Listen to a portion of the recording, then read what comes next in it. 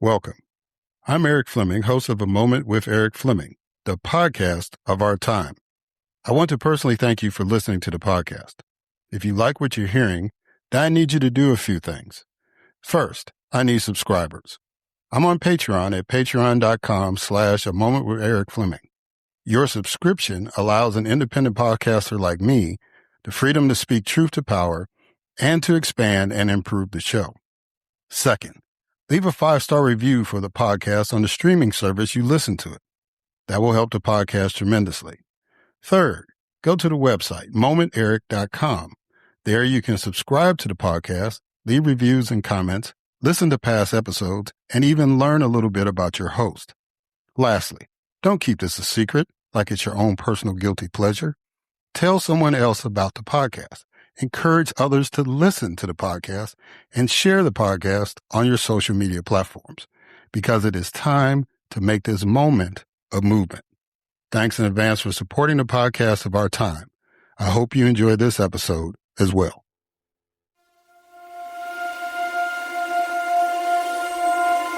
The following program is hosted by the NVG Podcast Network.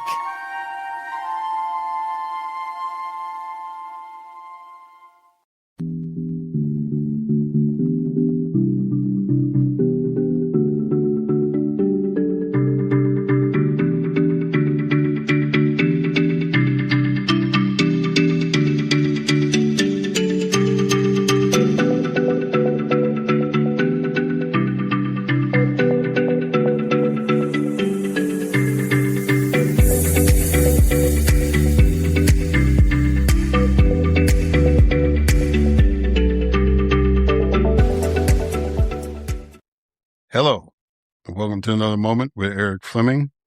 I am your host, Erik Fleming.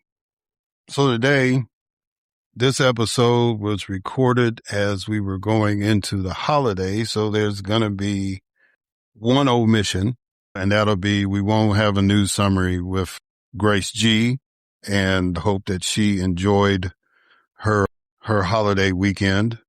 And and I tried to substitute a couple of times, and yeah, I'm not doing that. That's not, it's been a long time since I was doing news recaps and all that in my life. And it was strictly sports when I was doing it then.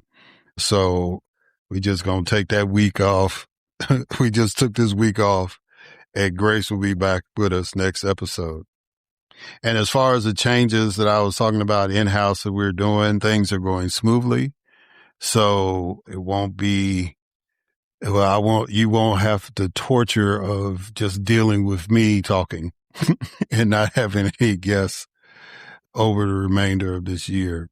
We're getting ready to start season 14 anyway. So it just, things work out in the balance of the universe. And so, it's all good. It's all gravy. You're still going to have some good guests coming on.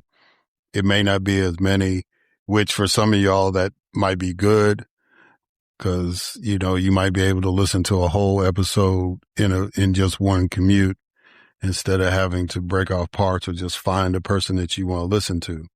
But I do hope that y'all are listening to the podcast as a whole because all of these guests that I've been very privileged to have are very, very special people.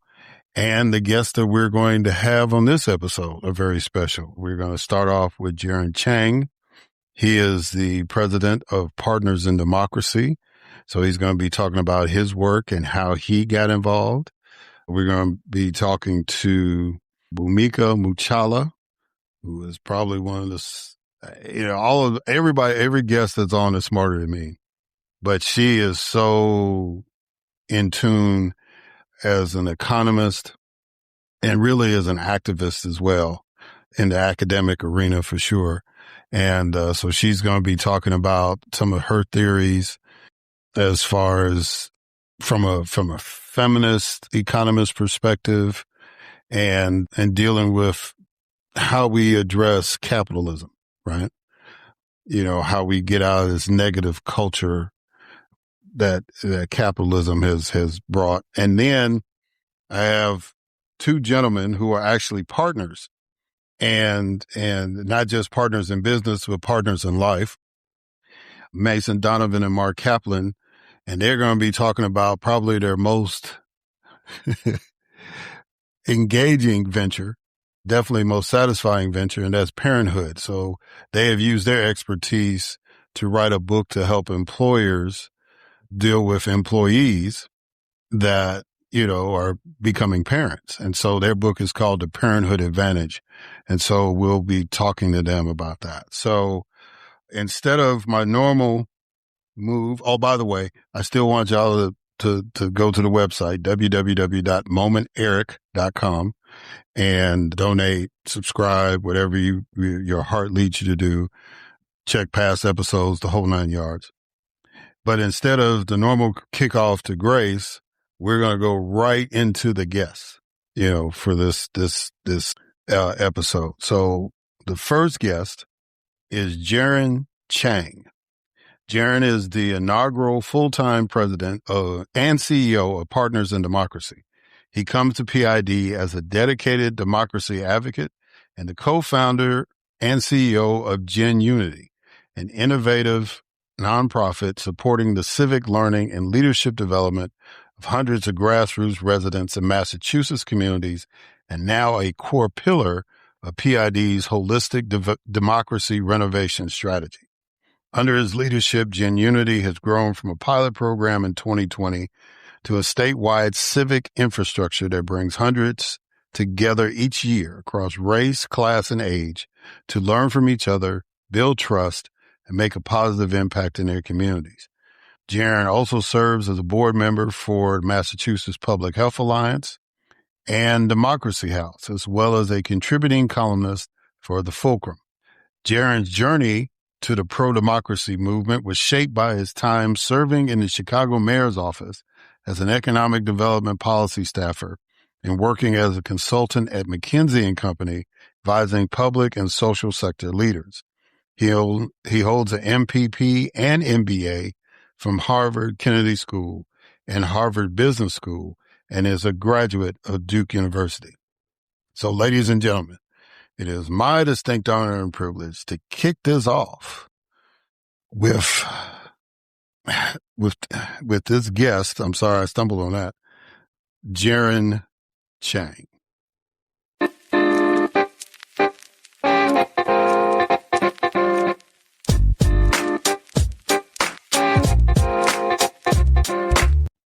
All right, Jerren Chang. How you doing, sir? You doing good? I'm doing good, Eric. Thanks for having me on. Well, I kind of wish I had an audio podcast because you've got a cool T-shirt that just says democracy. I think that's a T-shirt we all should be wearing and kind of remind some folks. But I really appreciate you coming on to the podcast to talk about the work that you're doing towards democracy. Jerren, what I like to do when I start my interviews, I do a couple of ice-breaking exercises. You call it the moderator facilitator in me. But the first icebreaker is a quote that I want you to respond to. And the quote is, "Our nation needs a beacon to light the way for our democracy." Well, I love the quote. I think that at the heart of it, we're in this time right now where so many states are being asked to answer the question of what does democracy mean to you? I think a lot of people are being asked individually, what does democracy mean to you? And frankly, I think we're struggling to answer the question.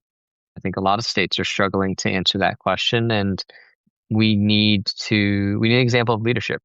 We need something that can inspire people to imagine what the next chapter of our democracy can look like.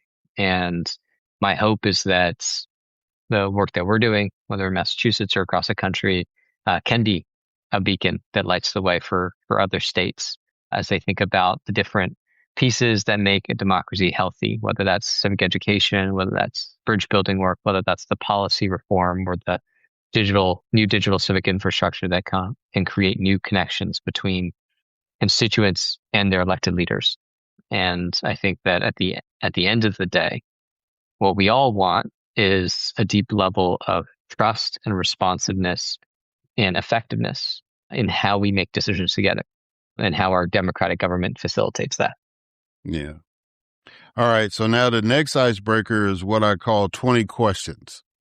Okay. I need you to give me a number between 1 and 20. 18. All right.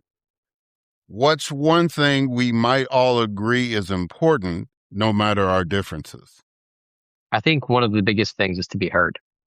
If you've ever been in a conversation where someone wasn't a very good listener, I think everyone gets universally frustrated by that. And I think that the root of that is it's a deeply human need to be heard, to be seen, and for that to be reciprocated.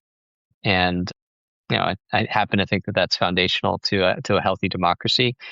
And I worry sometimes that last piece, the reciprocal piece of that relationship, to want to hear others, is eroding. And I'm sure we'll spend some time talking about that, Eric. Yeah. Yeah. All right. So you said, as an Asian American and a child of immigrants, I have wrestled with the tension between our country's stated values of equity and the reality of how our society treats people who are different, differently. While working in Chicago city government, I got to peek behind the curtain of how decisions are made, but I also saw how we create barriers to people, especially young people from marginalized communities, to affect change, further cementing inequity. Since then, it has been my mission to change this. So initially I had a couple of questions off of that, but I want to add an additional one, since now the day that we're recording this, the Supreme Court has made a decision to affirm birthright citizenship. So what is your, decision just came down. So we haven't really, it's like 194 pages. So neither one of us had read this, but just on the initial reaction to the Supreme Court affirming birthright citizenship, how do you feel about that? Yeah, I think it's really exciting to see that rule of law upheld. And for the kind of tradition, the cultural tradition of this country, which is really about a story of immigration and entrepreneurship, of people coming here and finding ways to build a better life, and to hopefully find ways to build a better life together. It's such a core part of the American fabric. And I'm glad that we're standing by that cultural commitment. As you mentioned, I'm the child of immigrants, and I think a lot of my journey to democracy work has really been shaped by how I understand my parents' immigration journeys, right? My father was born in China. He fled to Taiwan during the Civil War there back in 1949. And his family's journey out of poverty, my family's journey out of poverty on his side, was a story of getting access to education and kind of systems of opportunity that created the kind of economic mobility out of poverty, right? Whereas on my mom's side, she was an orphan. She was adopted by a low-income single mom, and her story is really one of how a single individual's compassion can change the whole trajectory of someone's life. And those are the two halves of what make a democracy work, right? The structure and the culture, how we show up for one another in the everyday, in the kind of those just cultural moments, whether that's at church or whether that's in a neighborhood meeting, as well as the formal structural ways in our elections, in our politics. Ultimately, at the end of the day, democracy to me about how we're building a country and a community together, and how we're sharing power to do that effectively. And I'm excited that we reaffirm today that commitment is that everyone is included in this political project. Everyone that comes here and is born here is included. And so I think it's an exciting day. Yeah.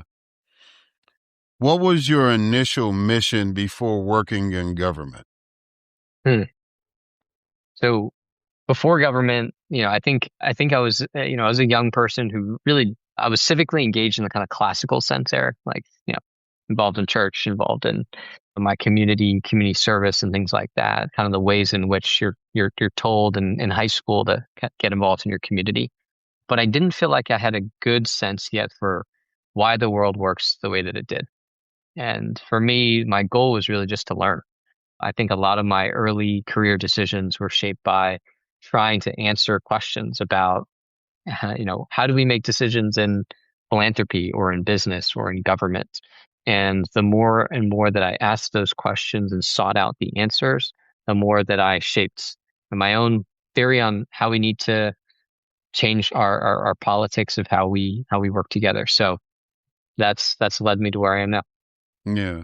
So was there a specific, since you got your, I guess, baptism in Chicago politics. I grew up in Chicago, so that means a lot to me.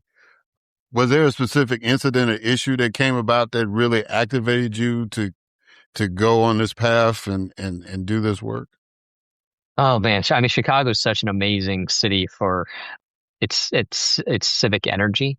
Like, I think it's one of those cities where you touch as soon as you kind of like foot touches the ground, you know that in this city, people have a deep, deep care for the place that they live. And that was really inspiring to me. I grew up in a small town and it had good, small town energy, but to see a city at that scale, right? 3 million people with every single person having a deep pride to make the city a better place is really, really unique. And I think Boston has a lot of that too. And at the same time, I felt like there's also a deep frustration with the level of voice that the everyday person had in shaping decisions. Chicago is obviously famous for its machine politics, and it's obviously not as bad as it was back in the day. But it was clear that we had both a structural and a cultural problem there, where people felt like their voice wasn't being heard in a meaningful way, that government wasn't as responsive or as effective as it could be in listening to the issues that residents really had. And I became obsessed with that problem, right? I think that at the end of the day, government, city government in particular, you have to make a lot of hard choices. And Chicago in particular had to make a lot of hard choices without a ton of resources, a lot of constraints. But I can always come back to, like, in a family setting, or whatever community setting you're imagining, you can make hard decisions together where people don't get everything they want, but there's a sense of being held. There's a sense of, I understand why this decision was made and I still felt heard. And I have a sense of where my voice it gets placed in all of this. And I feel like we are missing that. And there's a huge opportunity, I think, to reimagine, to renovate democracy and government so that it delivers this experience of deep sense of belonging, where people feel kind of empowered with the knowledge, skills, and relationships for civic life, and that the institutions are actually responsive and inclusive and effective in collaborating with residents, right? And so left Chicago on that mission and have been on it since. Yeah. What is the significance of the phrase "fall in love with the problem"? I think that there's a lot of this is a kind of a classic entrepreneurship mantra, fall in love with the problem. And it's really stuck with me because I think a lot of democracy work in particular is a lot of falling in love with the solution. It's, oh, I think that this particular policy is going to make everything better. And the reality of it is that democracy is just about sharing power, right? And you tweak that a little bit one way, people are going to find a way to navigate the new power dynamic, right? And so nothing's a silver bullet. It's like this dynamic organism, right?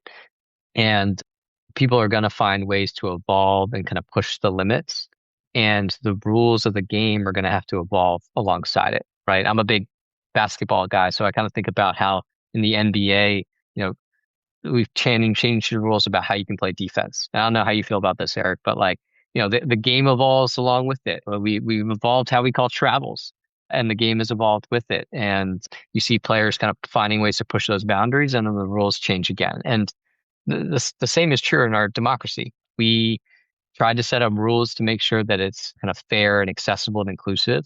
And sometimes people abuse those rules, and we need to find ways of updating and renovating those rules for the current context, right? I'll just give you one kind of quick example, right?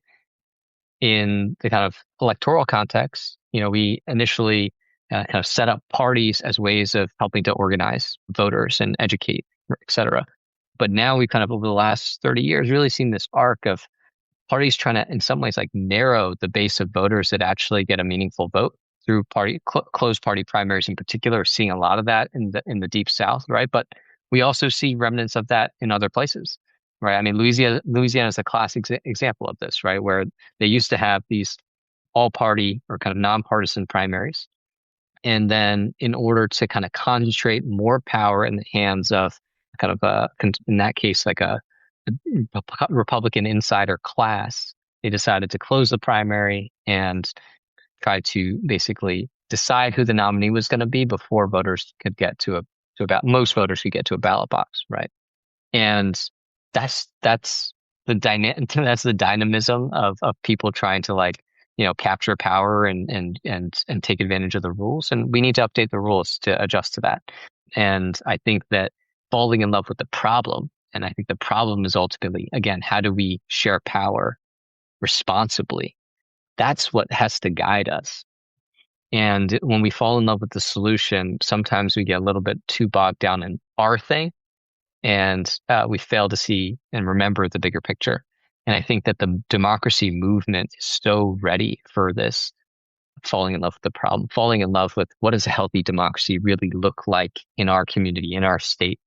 And I think once we shift to that mindset, we'll see a sea change in how we collaborate across different policy areas, whether that's like campaign finance or election reform or civic education and bridge building and organizing, and will help states come to a really honest answer about what democracy means to them.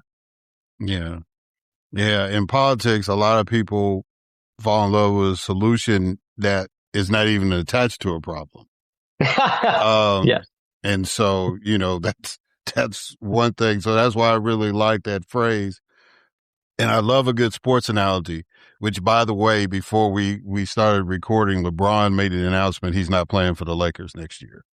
I missed that. Yeah, he is going to play, but he's not going to play for LA. So just let you ruminate on that as we go through.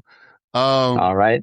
How did your work with the nonprofit Gen Unity, am I saying that right? Or is it supposed to be Gen? Yep. All right, Gen Unity lead to you becoming the president and CEO of Partners in Democracy? Yeah. So Gen Unity, I co-founded Gen Unity back in 2020, largely to focus on the cultural side of the problem, right? To bring people together across difference, across race, class, age, ideology, around the local problems to find that sense of common purpose, right? Coming out of my time in Chicago, I felt like if we could have these kind of direct lanes of communication between people, for example, working on housing problems, as well alongside the people experiencing those issues, we could really develop a type of trust and connective tissue that allows us to iterate, right? Because same thing here. One policy is not going to fix everything. It's going to require kind of this constant back and forth and really having a deep partnership. I started Gen Unity to do that work, and we saw a lot of that incredible impact of whether that was helping folks at healthcare institutions realize gaps in culturally competent care, or that was kind of uplifting and connecting research being done on discrimination against Black renters and folks with Section 8 vouchers into the legislative process. We saw just incredible examples of that type of connective tissue leading to better problem solving in community. And at the same time, a lot of particularly the legislative work didn't actually fully materialize into new law, into new policy, into new systems change. And what we started to realize is that the responsiveness in Massachusetts, in particular, of our state legislature was an issue, right? I mean, we have the least competitive elections in Massachusetts of any state in the country. We have the least transparent state legislature of any state in the country. And what I realized was this cultural work has to be accompanied by the structural work. And Partners in Democracy, founded by Daniel Allen, was doing that, was doing the structural work to figure out how do we change the rules of the game, tweak them, update them, so that we are sharing power more responsibly. And that, again, this was kind of me falling in love with the problem, trying to let go of any sort of like ego associated with hey, I started this thing and I want to continue to grow it, to, no, this has to be one piece of a broader puzzle, right? In order to build a state-based model for this is what healthy democracy can look like. And there's no place better than to do that at home in Massachusetts, where honestly we are blessed with a whole host of incredible kind of resources, the best civic educators and technologists and organizers that you could find almost anywhere in the country are here. So it is absolute privilege. Yeah. On PID's homepage, it says American constitutional democracy is in a vicious cycle. Ineffective, unresponsive institutions fuel disengagement and distrust, and vice versa. We need to flip the switch. What is the holistic approach to flipping the switch? Yeah. Two things. Structure and culture. Again, coming back to that. That is the virtuous cycle. How do you have empowered everyday people that are ready and informed and engaged to kind of to engage in civic life and the democratic process? And how do you make sure that the institutions and the leaders within them are ready to digest and respond and be effective in making decisions off of that constituent input, right? And I'd say right now, the situation that we often find ourselves is, you go to any town meeting or town hall, and typically you see the loudest voice is kind of the one that wins, typically by shutting things down. Not the best idea, right? You go to social media and you see kind of like a similar story, right? You see often kind of the algorithms are amplifying the loudest, angriest voices. And, our legislators, our elected leaders see that too. And in many ways, we've kind of had this breakdown in how constituents engage productively with electeds. And what we can do is create new ties, right? We can give folks better civic information, education. We can create kind of digital civic threads, digital civic infrastructure that connects constituents to their elected representatives in ways that allow them to kind of use AI to synthesize the themes that we're hearing across thousands or hundreds of thousands of constituents. This is technology that's not untested. It's already being used in different parts of Asia and Europe. It just really hasn't really kind of found a home here in the US. And we're hoping that we can really be some of the leaders in driving that practice. And, I think that our elected leaders also need slight tweaks to the incentives of how they engage with constituents, right? I mean, in Massachusetts, for example, we still have a party primary system where if you're an elected official, and you're running an election, you're really only targeting the 15% of people that vote in the party primary, typically the Democratic primary, because we're such a deep blue state. If we want to really engage people broadly in the democratic process, we need to be meeting those kind of 70%, 80% of the general electorate where they are in the general election, right? And so reforms that we're advocating for, including all-party primaries, ballot initiative in Massachusetts, will help to facilitate that, getting everybody involved in the process at a decisive point in time where they're already showing up in November. And that's how we start to flip the switch, right? It doesn't happen all at once, but it happens by doing the work to prepare people to engage and meeting them where they are and giving them a meaningful say, right? And slowly but surely, as we start to incorporate those different tweaks, we trust people with more voice. We allow them to verify how that voice guides decision making. And then ultimately, we give them a meaningful say in whether the electeds did a good job in being responsive to that voice. And that's really, it sounds simple in some ways, and I think it is. It just requires a lot of grit and determination to actually do that work on the ground. But I think it's a North Star vision that almost anyone can get behind. I think we want to see that level of like deep engagement and trust from everyday people in our democratic process. And elected leaders want to be responsive and effective in delivering for their constituents. It's just that we've got all of this kind of gunk in the way, whether it's our kind of information ecosystem, whether it's kind of the different political centers we have right now, you can clear a lot of that out and really build a democracy that delivers for the people. Yeah. And that kind of sounds like that really leads into my next question, because it sounds like one of the terms y'all use is democracy renovation, right? Mm-hmm. So can democracy renovation work beyond the boundaries of the Commonwealth of Massachusetts? Absolutely. I mean, I'll give you a great example because our founder and board chair Danielle Allen just put out a new book called The Radical Duke, and it kind of traces the journey of this English Duke who was connected both to the American Revolution through being kind of the patron of Thomas Paine, author of Common Sense, while also kind of doing the work to renovate the government in Britain, to rein in executive overreach, right, of the monarch at the time. And I think that's clear evidence historically that if you look at King Charles right now and you look at the president that we have and you ask which executive got reined in better, you can see that democracy renovation, even without a revolution, can work, right? And we're seeing that every day on the ground in our work in Massachusetts, in terms of when you give folks the information to understand how our democracy works today, why it isn't as responsive, they don't get frustrated and quit. They ask, well, okay, what can we do to make this better? And I think we've done a lot of almost like victim blaming of voters. We've done a lot of, oh, you didn't show up to vote in the primary, so you must not have cared.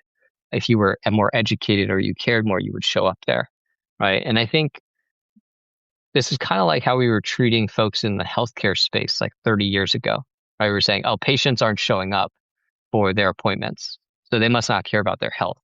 If they were only more educated, they would show up.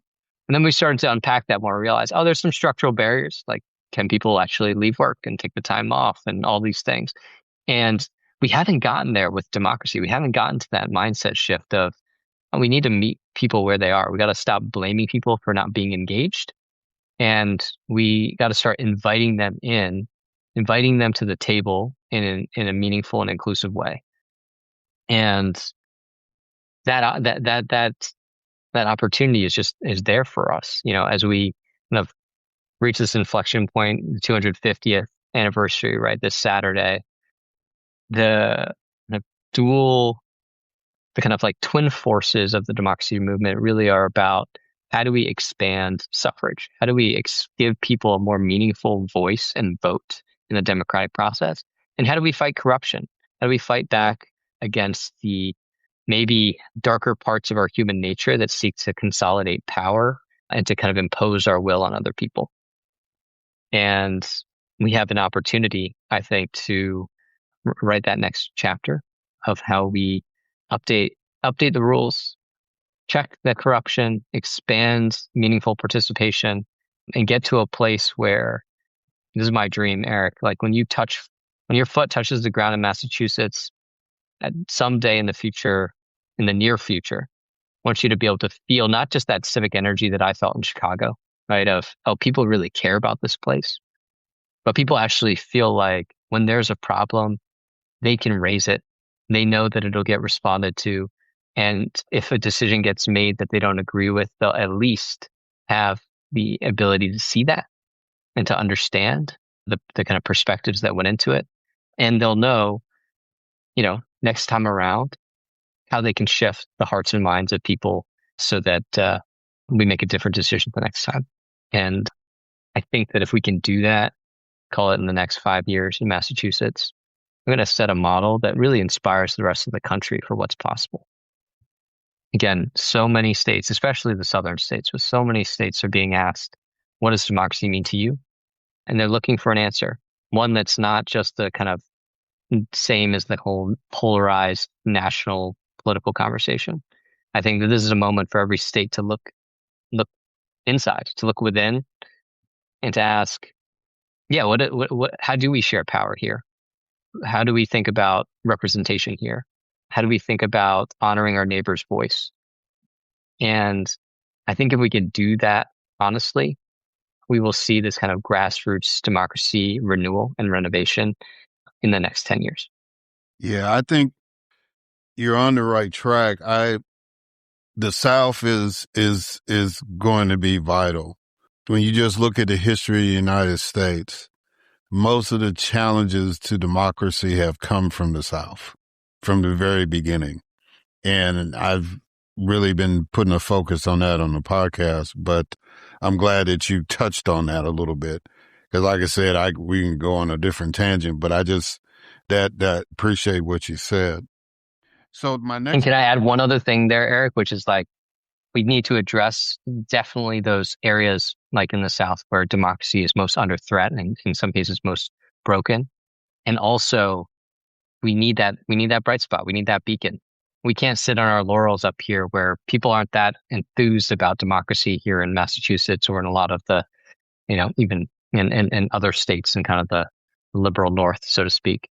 We need to show people this is what it can look like at its best. Yeah. All right. So my next couple of questions is based off of what I read with your 360-degree democracy standard.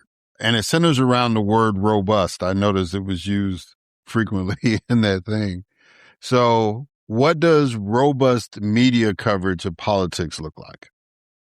So I'm going to go back to falling in love with the problem, right? And ultimately the problem here is we want voters to have the information that they need. We want people to have the information they need to trust but verify what the government is doing in their name, right? And the media environment should facilitate that, right? So we want people to have access to the diversity of perspectives and analysis on what's going on. We want that to be as accessible as possible. And we want it to not only be, I think, the collection of writers and voices in the media, but people also, I think, increasingly want to hear what are my neighbors and friends thinking about this too. And when I think about the kind of like media environment of the future that will help enable that, I think about these like digital civic platforms that are being built. We're building one in Massachusetts called Maple, the Massachusetts Platform for Legislative Engagement. But what they will do is essentially be a platform or a home for, if you care about a particular issue. I'm just going to pick, Massachusetts, we have like a record number of ballot initiatives this cycle. So say that you really cared about a particular ballot initiative in Massachusetts, maybe something on housing. You could go to this page where you see, oh, for this particular ballot initiative, here's all the different media coverage. Here's all the like peer-reviewed research that's being done by academics, right? And kind of connecting the ivory tower work into kind of practical decisions that people need to make. Here's what all of my neighbors are saying, right? And how their perspectives are differing, whether by demographic or geography or whatever, so that I can start to create a more informed perspective. And maybe even it's accompanied by places where we can digest all that information together, these kind of deliberative third spaces that I think are so essential to civic life, where you can sit virtually or in person with people and really unpack like, oh, I saw this. What do you think's happening there? That is really still how we learn in dialogue with each other. And so the media environment is kind of one piece of that ecosystem of making sure that, coverage is diverse and strong and with integrity, that it's accessible to people all across a particular state or community, but that it's accompanied by these other things around listening to your peers and understanding what those different voices are saying beyond your personal echo chamber. And then also having the space to really digest and process, well, how do I make sense of this? Yeah. All right. So what does a robust civics education curriculum look like? Robust civic education. So I'd say the gold standard in terms of kind of framework for civic education, in my mind, is the Educating for American Democracy framework. And that's one that, our founder, Danielle, helped to kind of spearhead alongside a number of the leading civics education organizations across the country. And, I think especially in a day and age where there's so much politicization and polarization on facts, that, even what fact base we're looking at, that the Educating for American Democracy framework offers kind of a brilliant solution to that, which is it's inquiry led. So we might not agree on the answer to a question. We might not even agree kind of what evidence is most trustworthy to answer a particular question. But what we can agree on is what are the really important questions to ask, and then give students and learners the opportunity and the skills and the support to start to answer those questions for themselves. And I think that is just such a good principle for us. Again, in a day and age where even here in Massachusetts, I can tell you for even some of the like simplest problems that we're trying to kind of have a clear and honest story around, it's hard for a bipartisan group of folks to agree on a set of facts. But we should be able to agree, what are the questions we're trying to answer? Let's put all of our different facts on the table. And ultimately, let's talk through what we find to be the most persuasive. And I think preparing learners with that skill as early as possible is really going to be essential to building the citizenry that can engage, in fact, effectively in deciding how we live together, right? Deciding who represents us and what they should be prioritized. Yeah. When your term at Partners in Democracy is over, what would be your milestone? And let me explain how I came about the question. So in Atlanta, where I'm based, the most sacred artifact in the city of Atlanta is the milestone for the Western and Atlantic Railroad. That's the terminus post. And from that post, Atlanta's history expands, through race riots and segregation to hosting the Olympics and being one of the 10 richest cities in the United States. Everything goes back to that milepost, right? Yeah. When you look back at the history of Atlanta, it's like it all started with that. So Genesis of the question is, so when you leave, what is the milestone when you look back and say, I did that, or I helped make that happen? What do you envision that being? Yeah. Yeah. For me, again, it all starts at home here in Massachusetts and starts with lighting that beacon. That would be the milestone, right? That it's not about that. Again, you could set foot here in a state and you would just feel something is different here about how people work together to solve shared problems. That there is you sit in on a town meeting and it's not just kind of angry, loud voices getting up to yell at the elected officials who say, okay, your 2 minutes are up. But it looks like people actually seeking out each other's perspectives, like asking questions to seek out deeper mutual understanding. It looks like spaces where even the kind of careful, quiet voices get heard just as equally as anyone else's. It looks like when we make decisions, people have kind of clear transparency into like why those decisions were made the way that they were, whose interests were taken into account and what was prioritized. I think that so much of our politics right now is that we're afraid to hold these tensions together. We're afraid that if we make this choice and if this seems to favor corporate interests or moneyed interests or one particular marginalized group or another, that people won't be able to stand for that people won't be able to understand why we chose what we chose. And so we try to hide that and we try to control the narrative. And I think we got to move beyond that. We got to get to a place where we're willing to be transparent and we give the community the tools to understand and verify that what government is doing in their name is something that they can get behind. I would love to see a world where, Eric, I just had my first kid, a baby girl. She's 4 months old now. I would love to see a world that, I think my milestone would be that, she grows up in this world where democracy works like what we're talking about, right? Like she feels heard equally in any kind of civic space that she enters. she sees a level of responsiveness from her elected leaders who actually reach out to her when they're campaigning to understand her perspective and her neighbors' perspectives. And most importantly, she doesn't even think that any of that's remarkable because that's just the water that she grew up in. That would be my milestone. Yeah, that's cool. Well, congratulations, Dad. Welcome, Thank you. welcome Thank to you. Thank welcome to the fraternity. you. Appreciate it.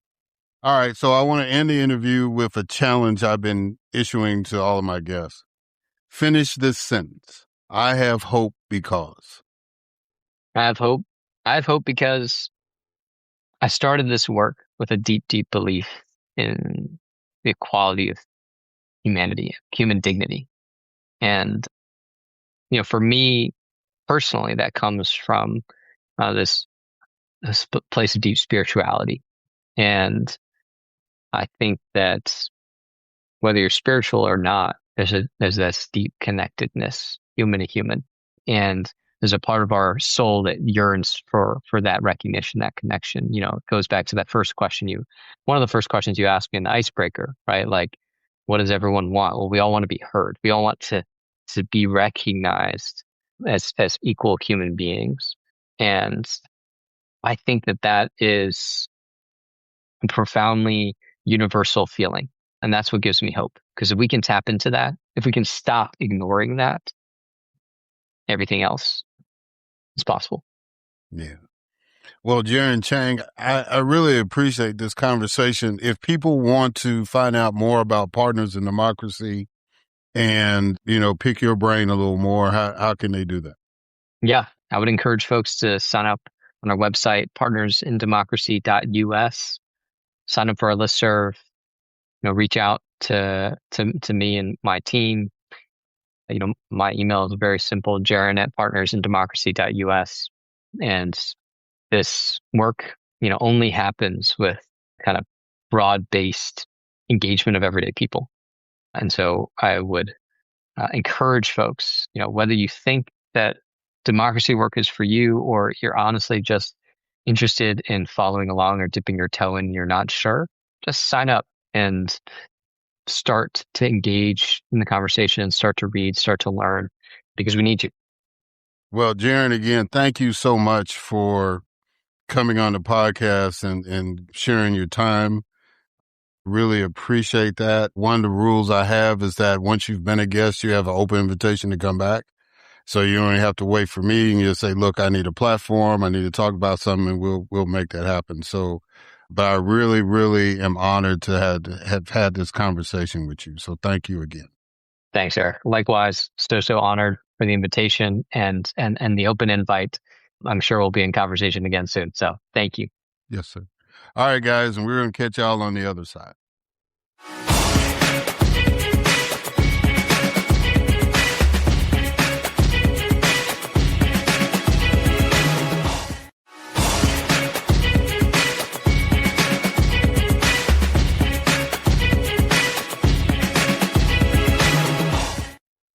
All right, and we are back. And so now it is time for my next guest, Bhumika Muchhala.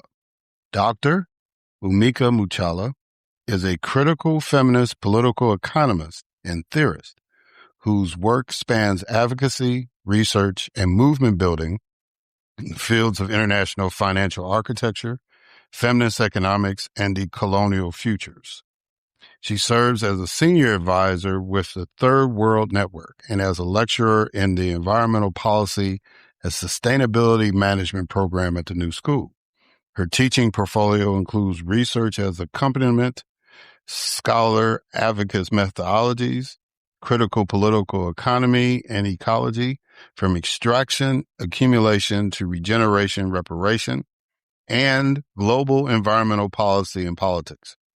The transdisciplinary scholarship integrates international political economy, feminist theory, political ecology, and critical traditions within dependency theory, world systems analysis, anti-colonial thought, and decoloniality. Dr. Muchhala's research examines economic and financial subordination through the political economy of sovereign debt, austerity, and financialization in the global South. She interrogates the complex dynamics of neoliberal capitalism in the current era through intersectional analyses of dependency, decolonial, and social reproduction theories. Her work seeks to reveal prevailing logics and trace the historical genealogy of structural, gendered, and epistemic power in order to unsettle the foundations of global inequality.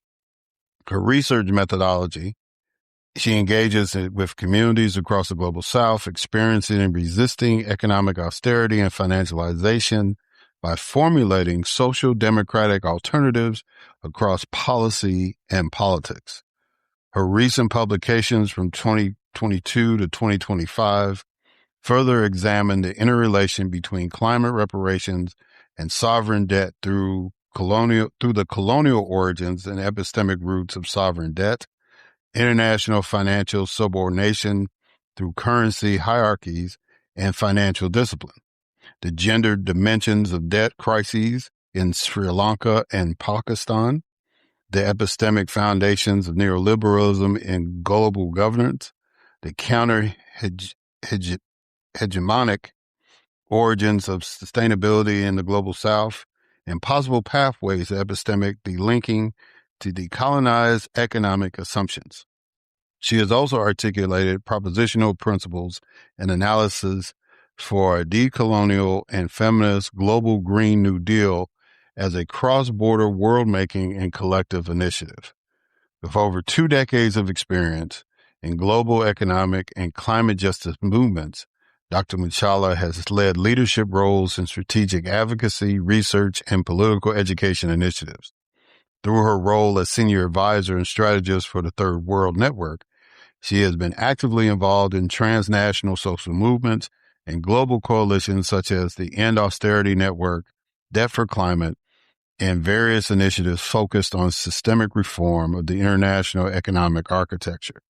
She also advises policymakers and negotiators from the Global South within the United Nations Conference and negotiations, including the General Assembly, the Sustainable Development Goals process, the Financing for Development conferences, the World Conference on the Global Financial Crisis, and numerous resolutions on reforming the international financial architecture and addressing sovereign debt.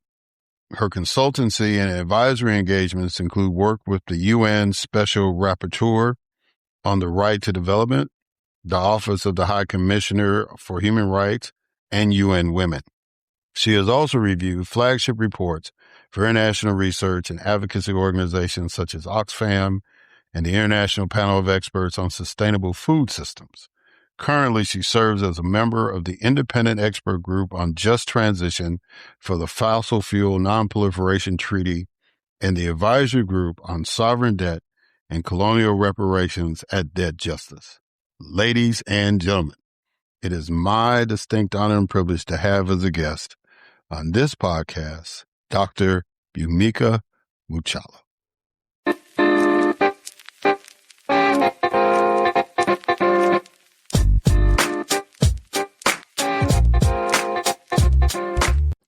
All right.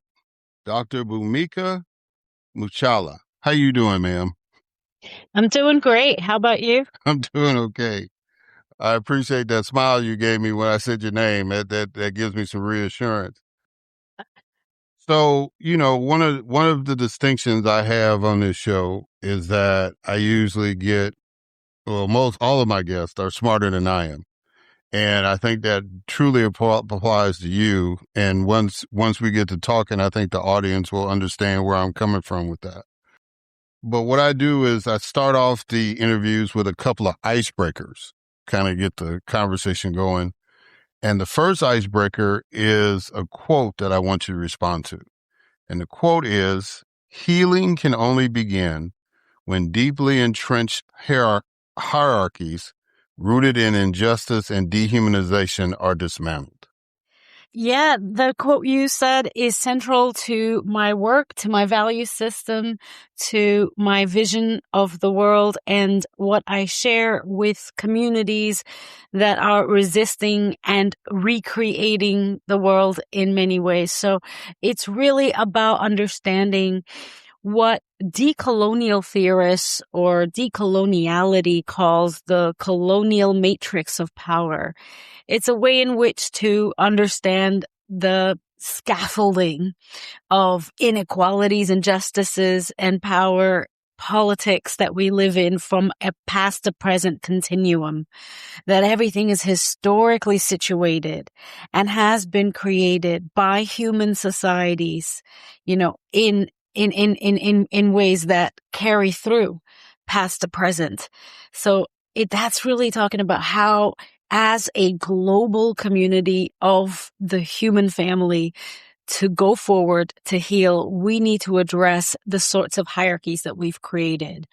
All human societies are built on explicit hierarchies, and hierarchy that most concerns me in my work, that I see play out on every level, is the unequal hierarchy of humanity.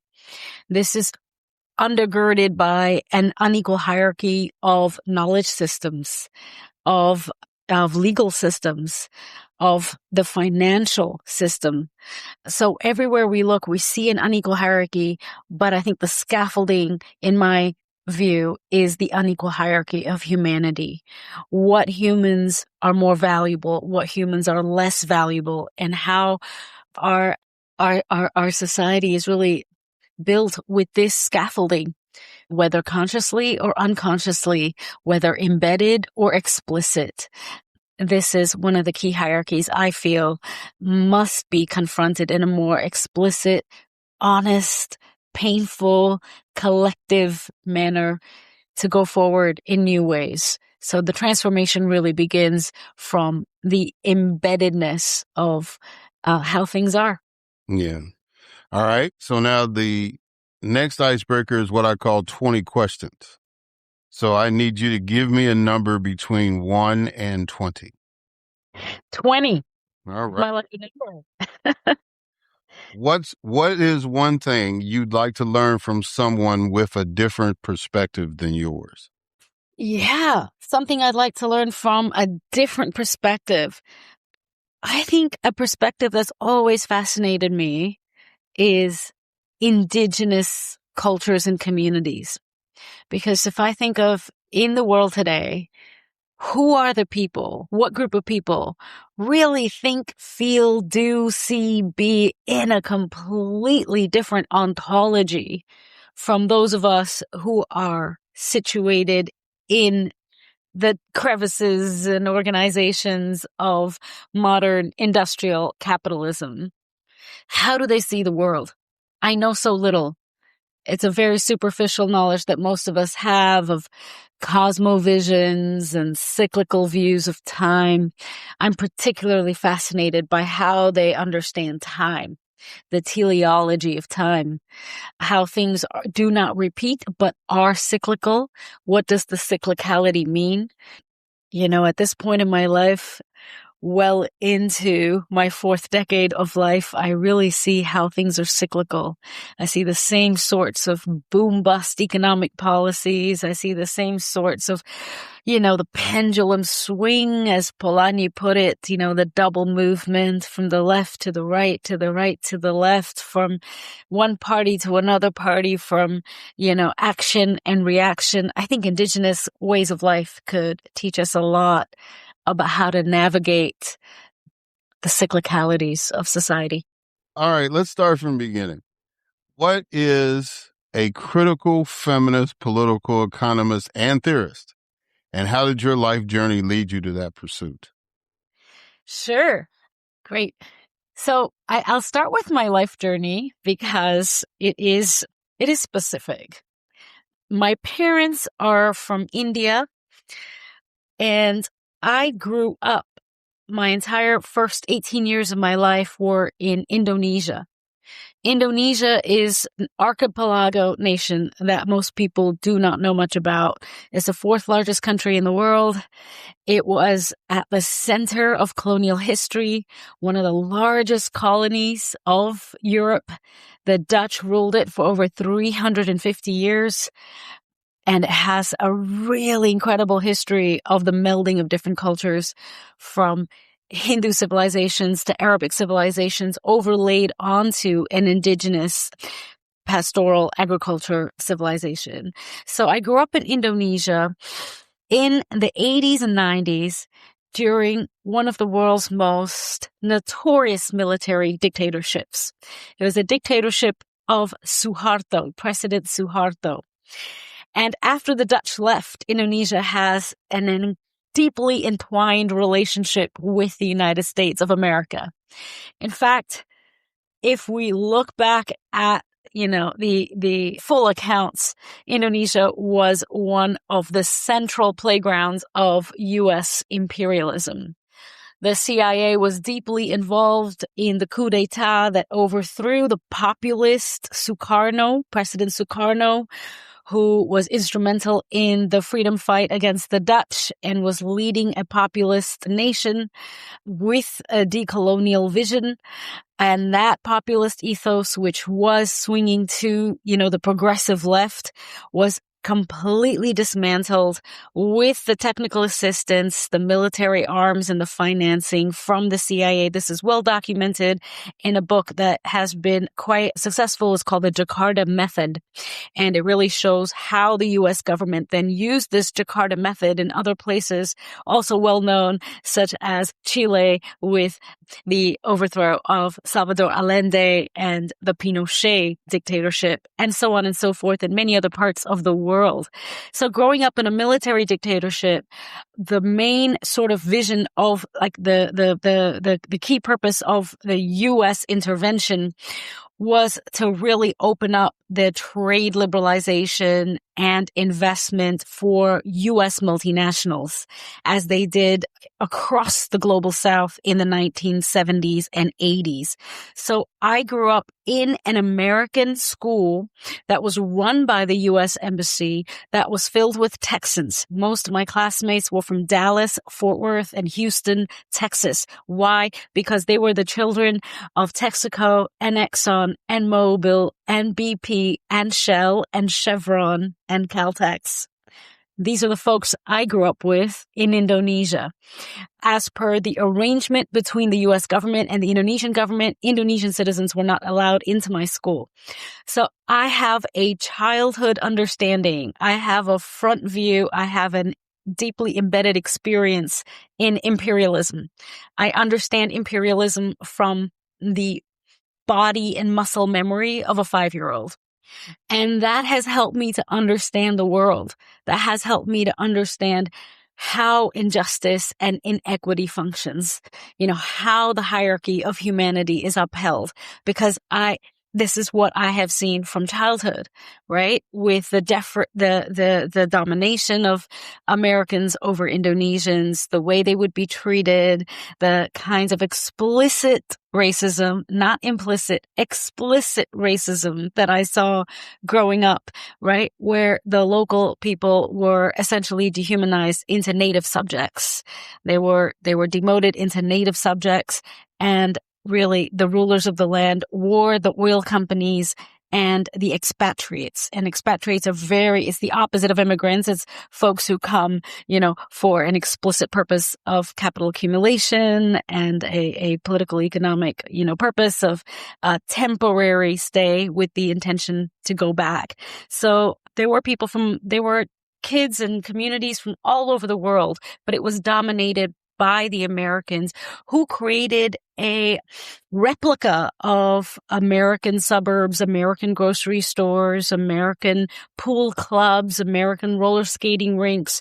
So you really saw how this divide and rule and this exclusive difference making worked as an underpinning logic that we are here for a certain amount of time.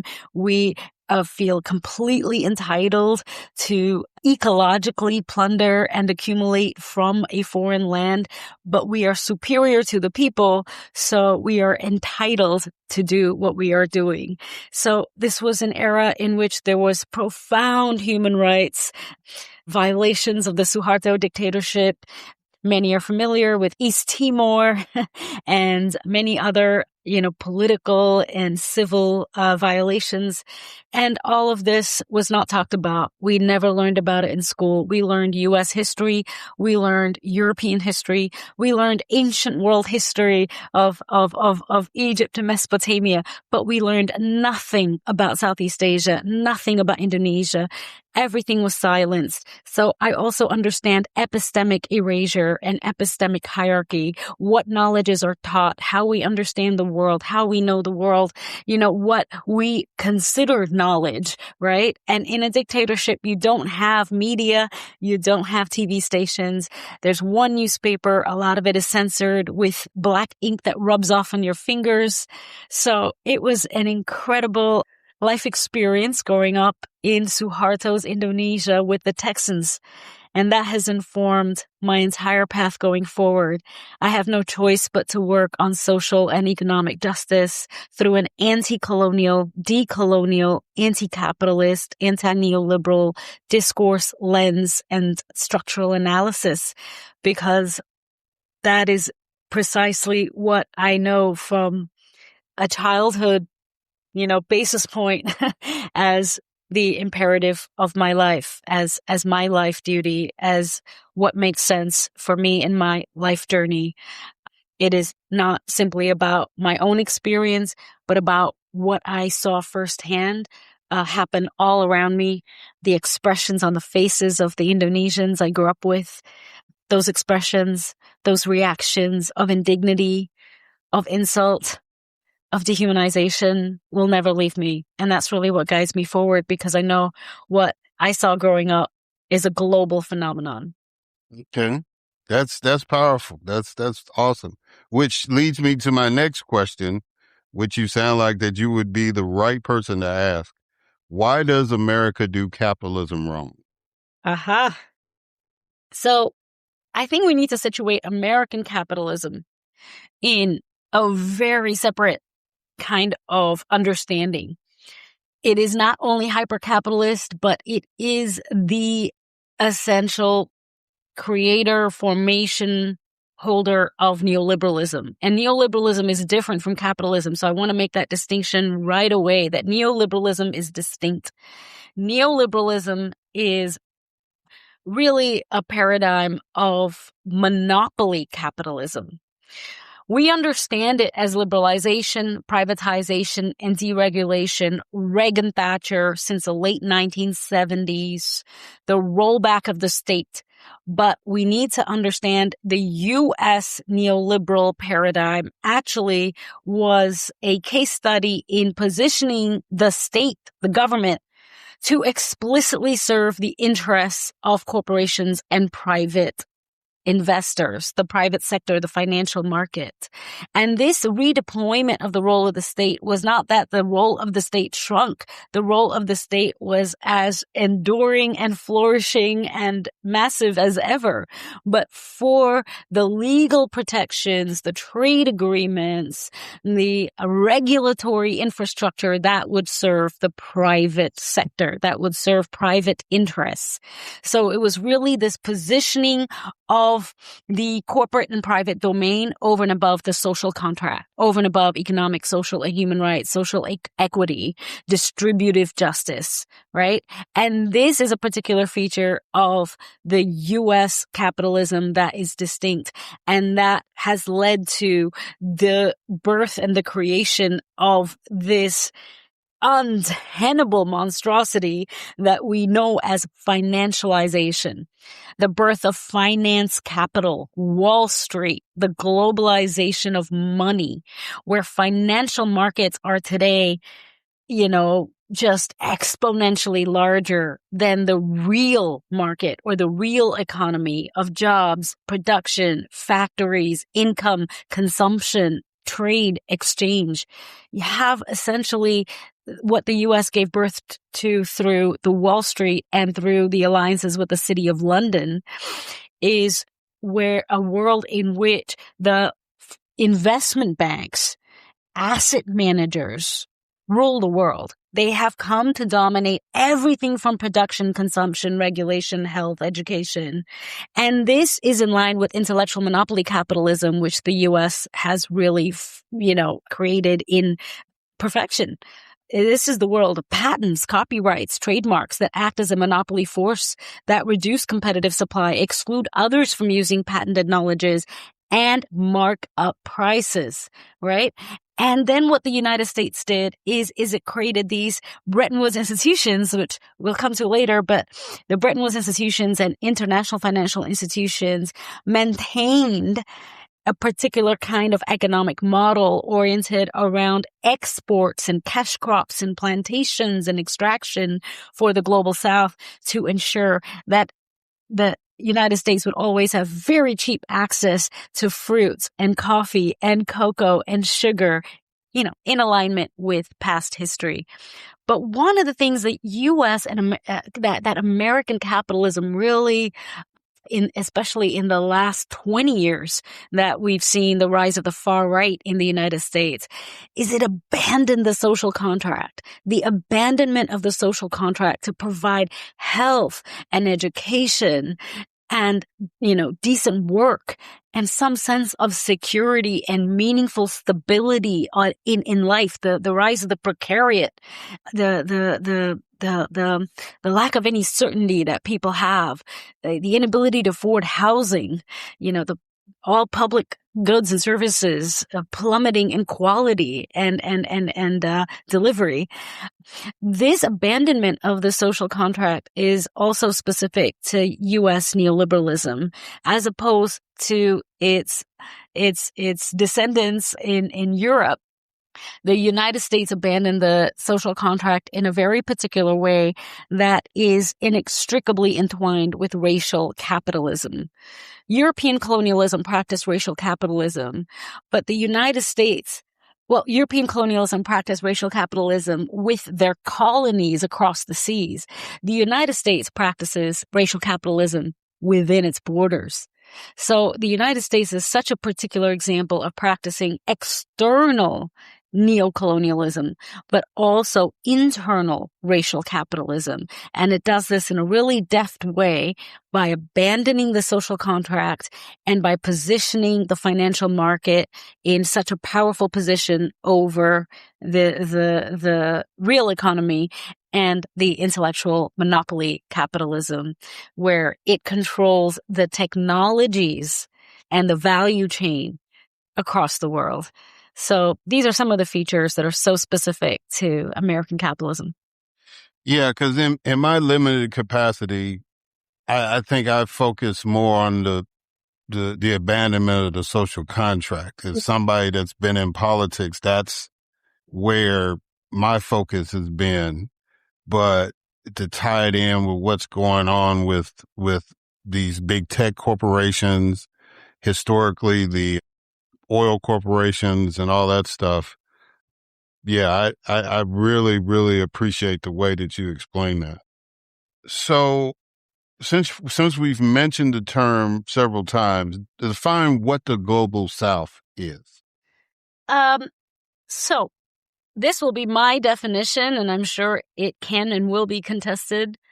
In my view, the global South are regions. It is not simply geographical, but they are regions that have experienced a history of domination, of territorial conquest, of the intervention into their economic and social structures. They are regions that have experienced a history in which their social and economic practices were altered, were disrupted, were compromised, where their traditional ways of living were interfered with, where their natural resources were exploited or decimated, and where the people, the human bodies in these geographies experienced exploitation, migration, servitude, violation, and control.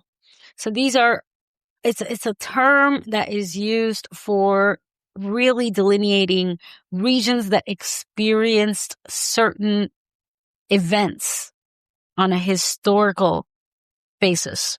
It's a historically derived experience. And this is the global South, right? Because if it's simply geography, well, Australia and New Zealand are in the global South, technically speaking, and so is South Africa and perhaps other places I can think of right now where it's not exactly the same. Well, I make an exception for South Africa as it's a settler colony, so it is distinct. But say, for example, Australia and New Zealand as examples. And there is no essentialism here. That's what's most important, most critical. I have to emphasize and highlight and stress there's no essentialism. Not all of the global South is, on the same continuum, right? China is an incredibly different history than Kenya, and Kenya is a very different history than Brazil. And again, very different from India to Sri Lanka, Indonesia, Malaysia.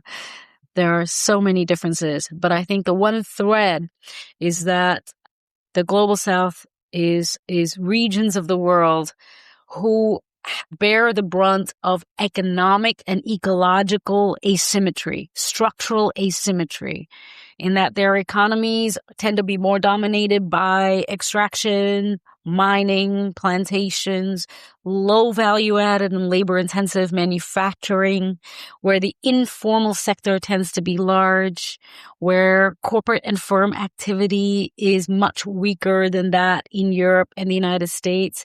But perhaps even with all of these characteristics, the one characteristic or the one feature I would want to highlight is that the global South is entwined in a dependent relationality with rich countries that were former colonizers or that benefited from the colonial history of the last 500 years. So again, it's a short frame of history, right? Human beings have been around for tens of thousands of years. So we're only talking about a speck of history, half a millennia that has shaped the current geography and topography of power and access and resources. I mean, if we go back even 1,000 years, the world was run by China and India. 2,000 years, India. So you have, this is why, again, going back to indigenous ways of understanding cyclicality and change and impermanence is really, really, really critical. That things are constantly changing, but the structural realities have to be taken seriously. And one example of how it needs to be taken seriously, today we have an enormous imperative for critical minerals because the new sort of tech boom from AI to other kinds of developments across the industrial and tech sector require critical minerals for the new green economy. And we're seeing perhaps a reproduction of old forms of resource grabs because most of the critical minerals are on the continent of Africa or other, developing nations in the global South. So why is there such vulnerability with this critical minerals resource rush, right? Where is the dependency? Where is the vulnerability? Who has the technologies?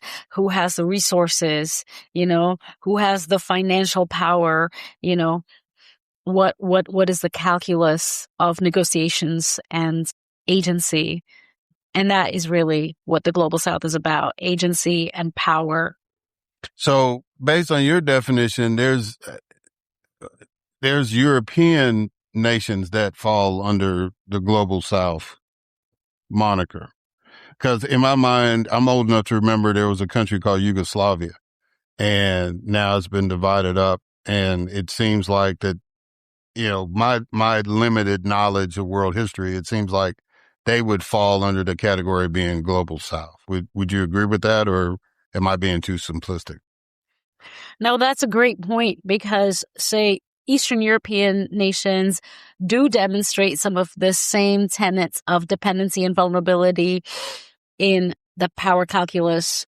However, what distinguishes Eastern European nations is their connectivity to mainland Europe is distinct, is undeniably distinct from, that of African nations or Southeast Asian nations.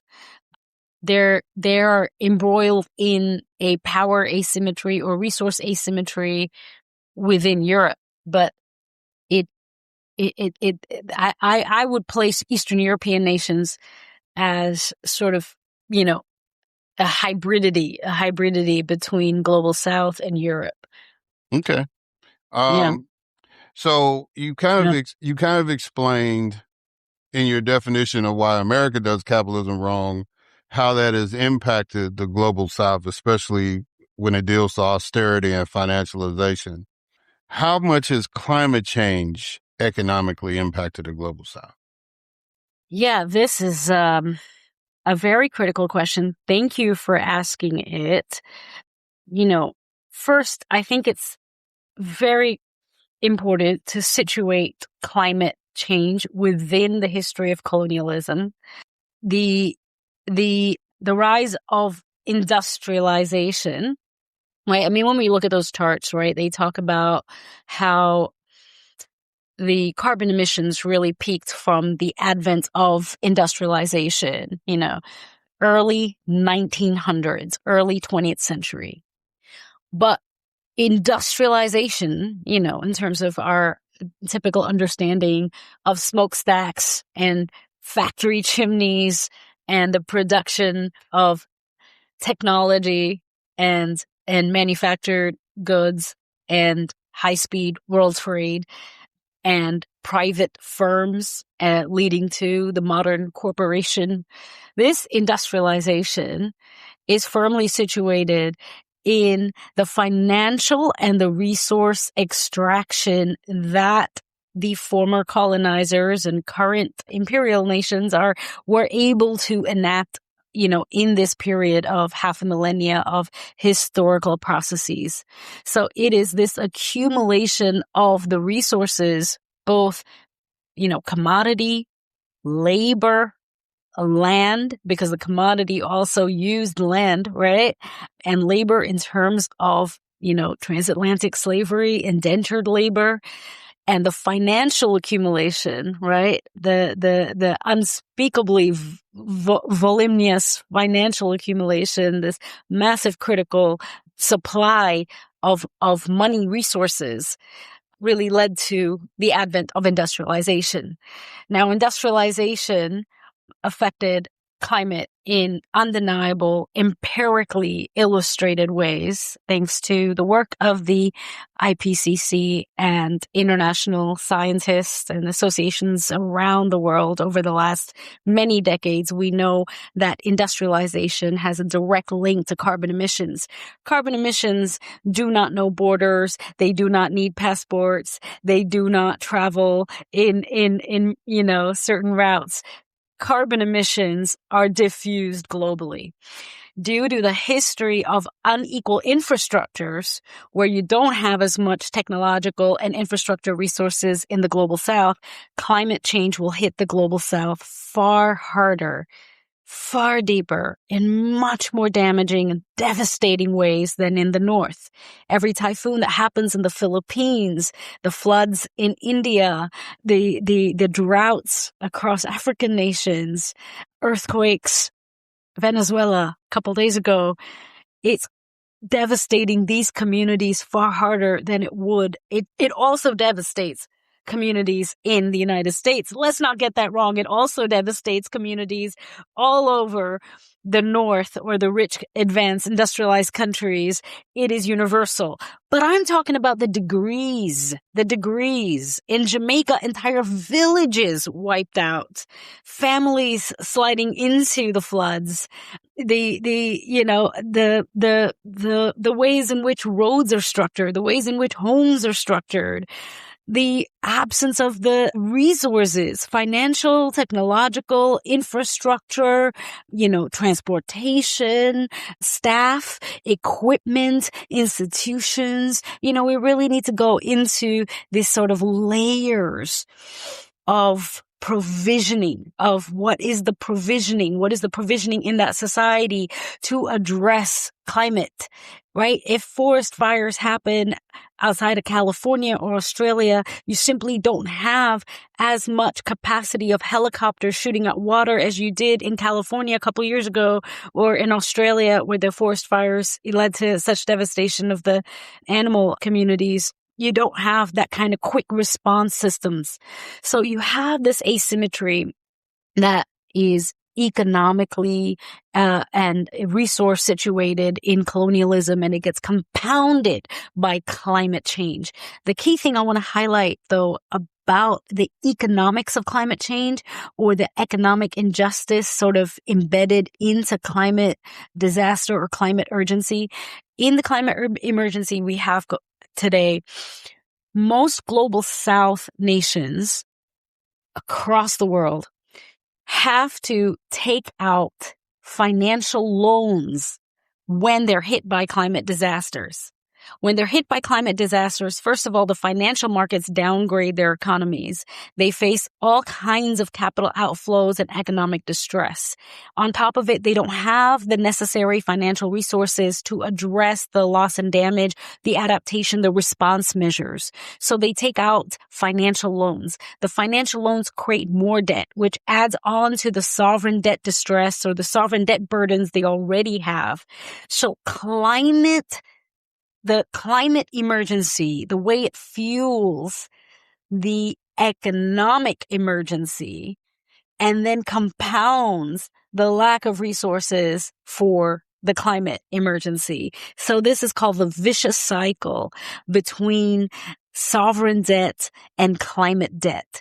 And I say climate debt because climate change is situated within an ecological and climate debt. What I explained about the colonial history that underpins climate inequality is oftentimes called ecological debt.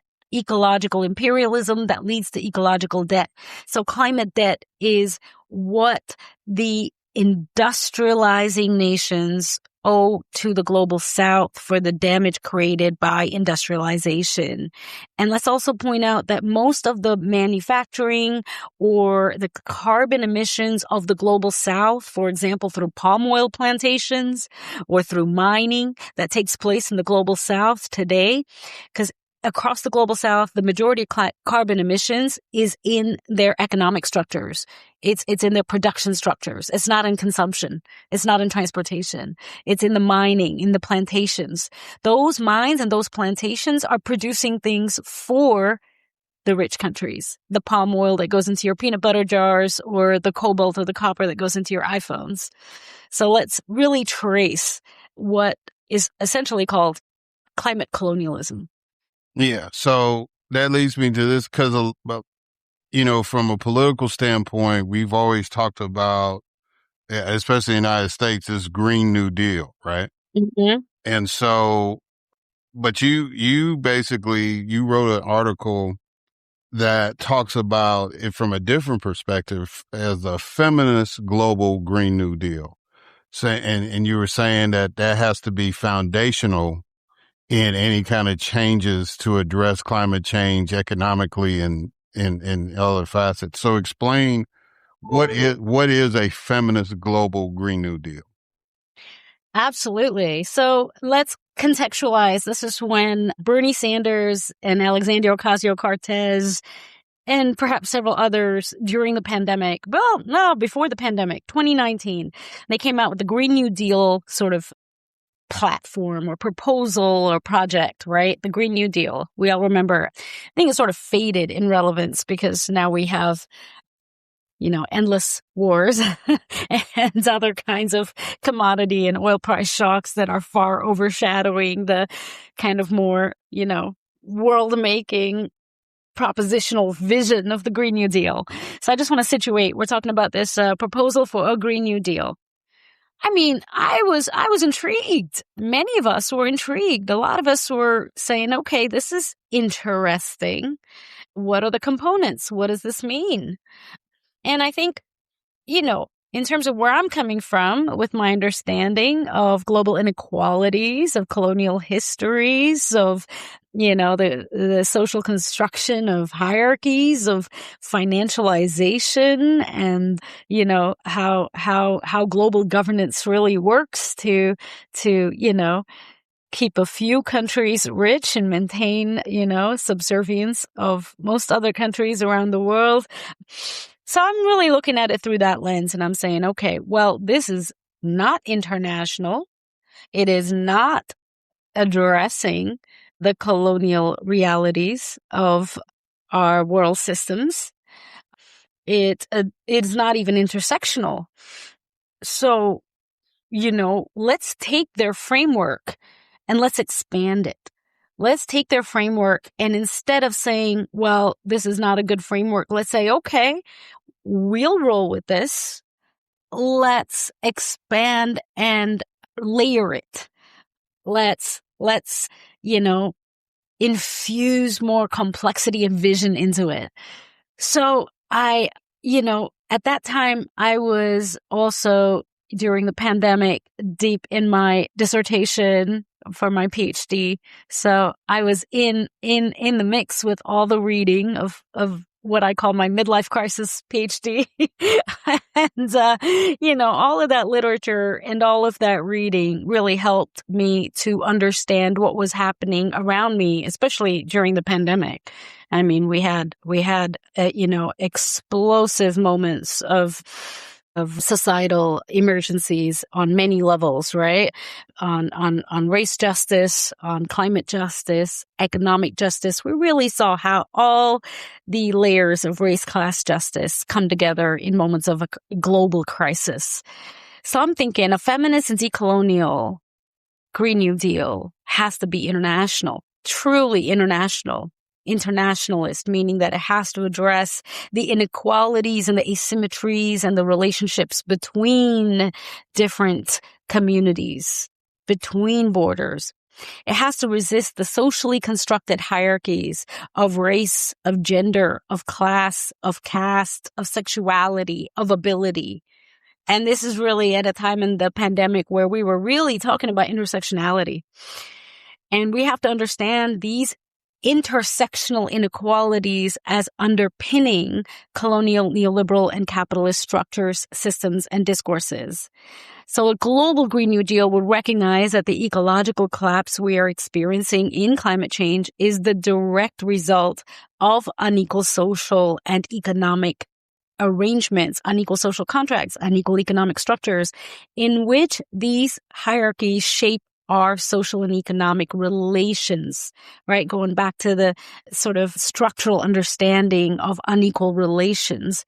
So a decolonial position, as I wrote about it, means that we cannot deny that we live in a world where Black, brown, feminine, queer, and working class bodies endure acts of injustice, and a feminist and decolonial global Green New Deal would actively create new paradigms that forge redistributive and structural justice between climate change, racialized and gendered exploitations, and economic structures such as trade and financial rules that reproduce inequalities, right, within the borders and between the borders.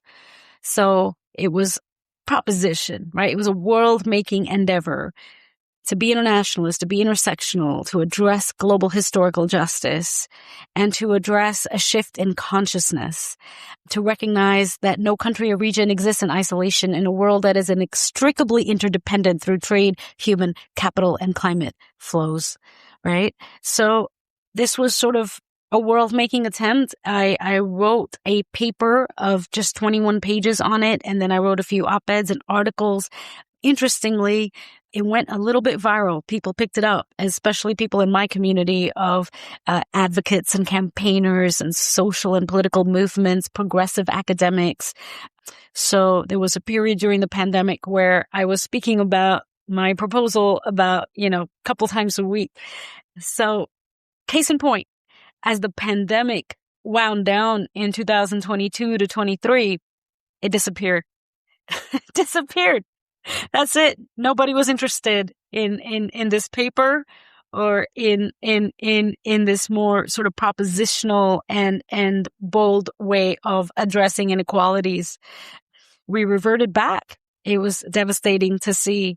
And I think the reversion back was also in the context of the rising global authoritarianism and neo-fascism and the far right. And the attention shifted to one of damage control, to one of emergency and panic.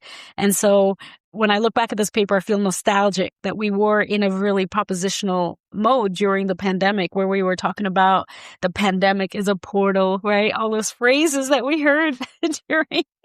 So it's in that context. And, we're only in 2026, but I feel like that was a moment that is not the case now. We're in a different reality now, but I hope some of the tenets are still resonating, perhaps not as immediate to the issues we have on hand right now with war and commodity shocks and AI, So, with every sort of turn of the moment, you have different issues come on the table. And I think our challenge as theorists, as thinkers, as social movement leaders, as political thinkers and critics, we cannot be defined merely by the topics du jour.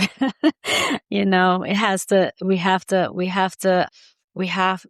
have to be the vanguards of continuity. So I am actually honestly struggling with that, how to keep some of that world-making boldness and vision that we saw during the pandemic. How do we keep some of that alive? How do we act in ways that are not limited by damage control and reactionism? Yeah, but once that spark has been lit, once those ideas have been germinated and put out there are people that are paying attention. And so I would say don't despair too much. It's going to manifest itself in some way, I believe. And I think with the dynamics of politics now, I think the politics that you're seeing, the knee-jerk reaction is one thing. But these people that are running for office now, these younger folks, people that have been exposed to your teachings and others, they're starting to be brave enough to run. And so, and I'm just looking at it from a U.S. lens, but I think it's global as well. I mean, Orban got kicked out, and a lot of people didn't see that coming after he had been there for 16 years. So don't despair too much, Professor. I think we're going to be okay. It's just going to take a little more time than we wanted. A lot of the work that you do, and I'm going to try to close it out because I've really appreciated the time that you've given. A lot of the work that you do is based on this concept of fiscal justice. Yeah. And so I have a particular interest in Africa. And I know that in 1885, the Berlin Conference happened and they wanted to divide the continent of Africa into European colonies. Ironically, the United States was a participant in that, and they ended up getting nothing out of that deal. But a lot of the European nations did. And then after World War II, Africa began the process of decolonizing politically. But it's very apparent that the continent has never decolonized economically. And then you wrote this paper that was entitled Bandung Woods. And you had mentioned Bretton Woods, which basically said the United States, the U.S. dollar is the standard that the economy, that's the agreement they came to near the end of World War II, that the U.S. dollar would be the standard that all other currencies or economies would be based on. So I guess I'm trying to combine a couple of questions in because I think they can be done. Specifically, what can be done to move Africa from an extraction, accumulation existence into a regeneration, reparation one. And, so what kind of public policy would be needed to end that and just to end global economic inequality as a whole? Thank you. Yes, indeed. I wrote a piece called Bonding Woods on essentially mapping out the contours of economic colonialism today, past the present. I was taking that historical view, but I also wrote a paper called Feminist Fiscal Justice.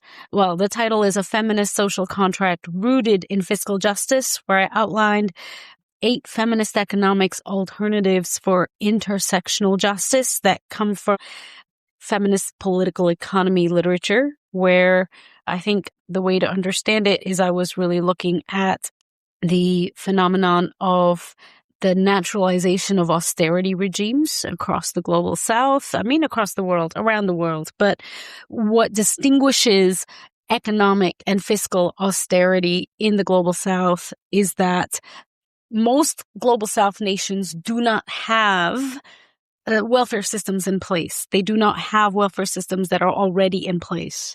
So when budget cuts hit the health budget, the education budget, social protection, these budget cuts have, particularly pernicious and devastating effects in the global south in essentially eroding or eliminating public goods and public services that women and girls then de facto provide for free. So the idea of gendered austerity is one in which women and girls become the shock absorbers of economic austerity. And as such, being shock absorbers, they take on the added burden of unpaid care work, of low paid or exploitative informal sector work, of the health and education services that are not being provided by the state. So we really look at gendered austerity as the key channel through which austerity is practiced in the global south in particular. But, just as a caveat, austerity is a global phenomenon. Austerity is a naturalized regime of neoliberal late-stage capitalism. It affects all parts of society. And the way in which it is rationalized through the kind of mythology construction of balanced budgets being the imperative over and above the kinds of goods and services that create economic dynamism, growth, jobs, trade, exchange, resilience, long-term viability, right?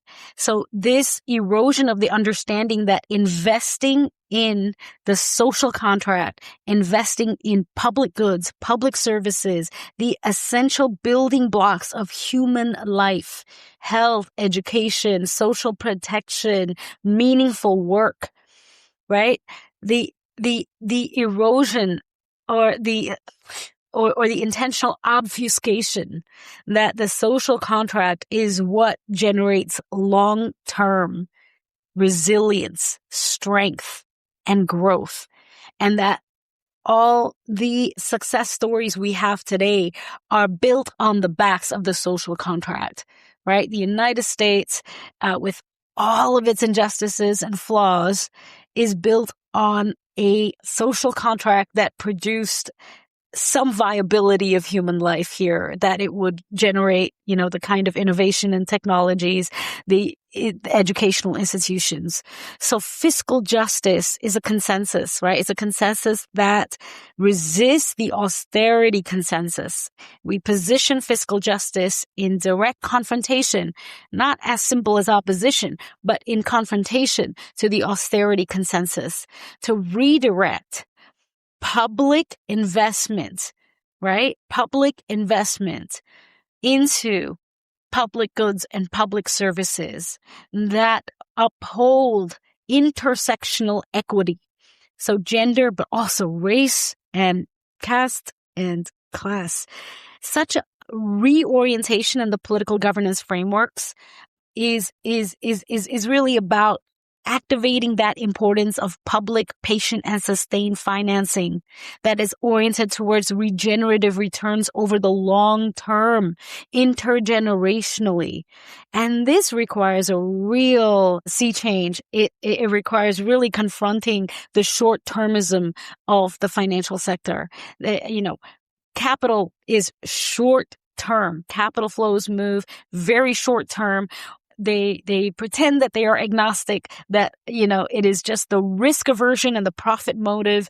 It's not any kind of ideological agenda. It's really about the calculus of risk and profit. And there is some kind of a claim that goes on with sort of capital markets that this is not a belief system, that is not ideological, that is simply, agnostic calculus. Right? So we have to confront that. No, it is not agnostic.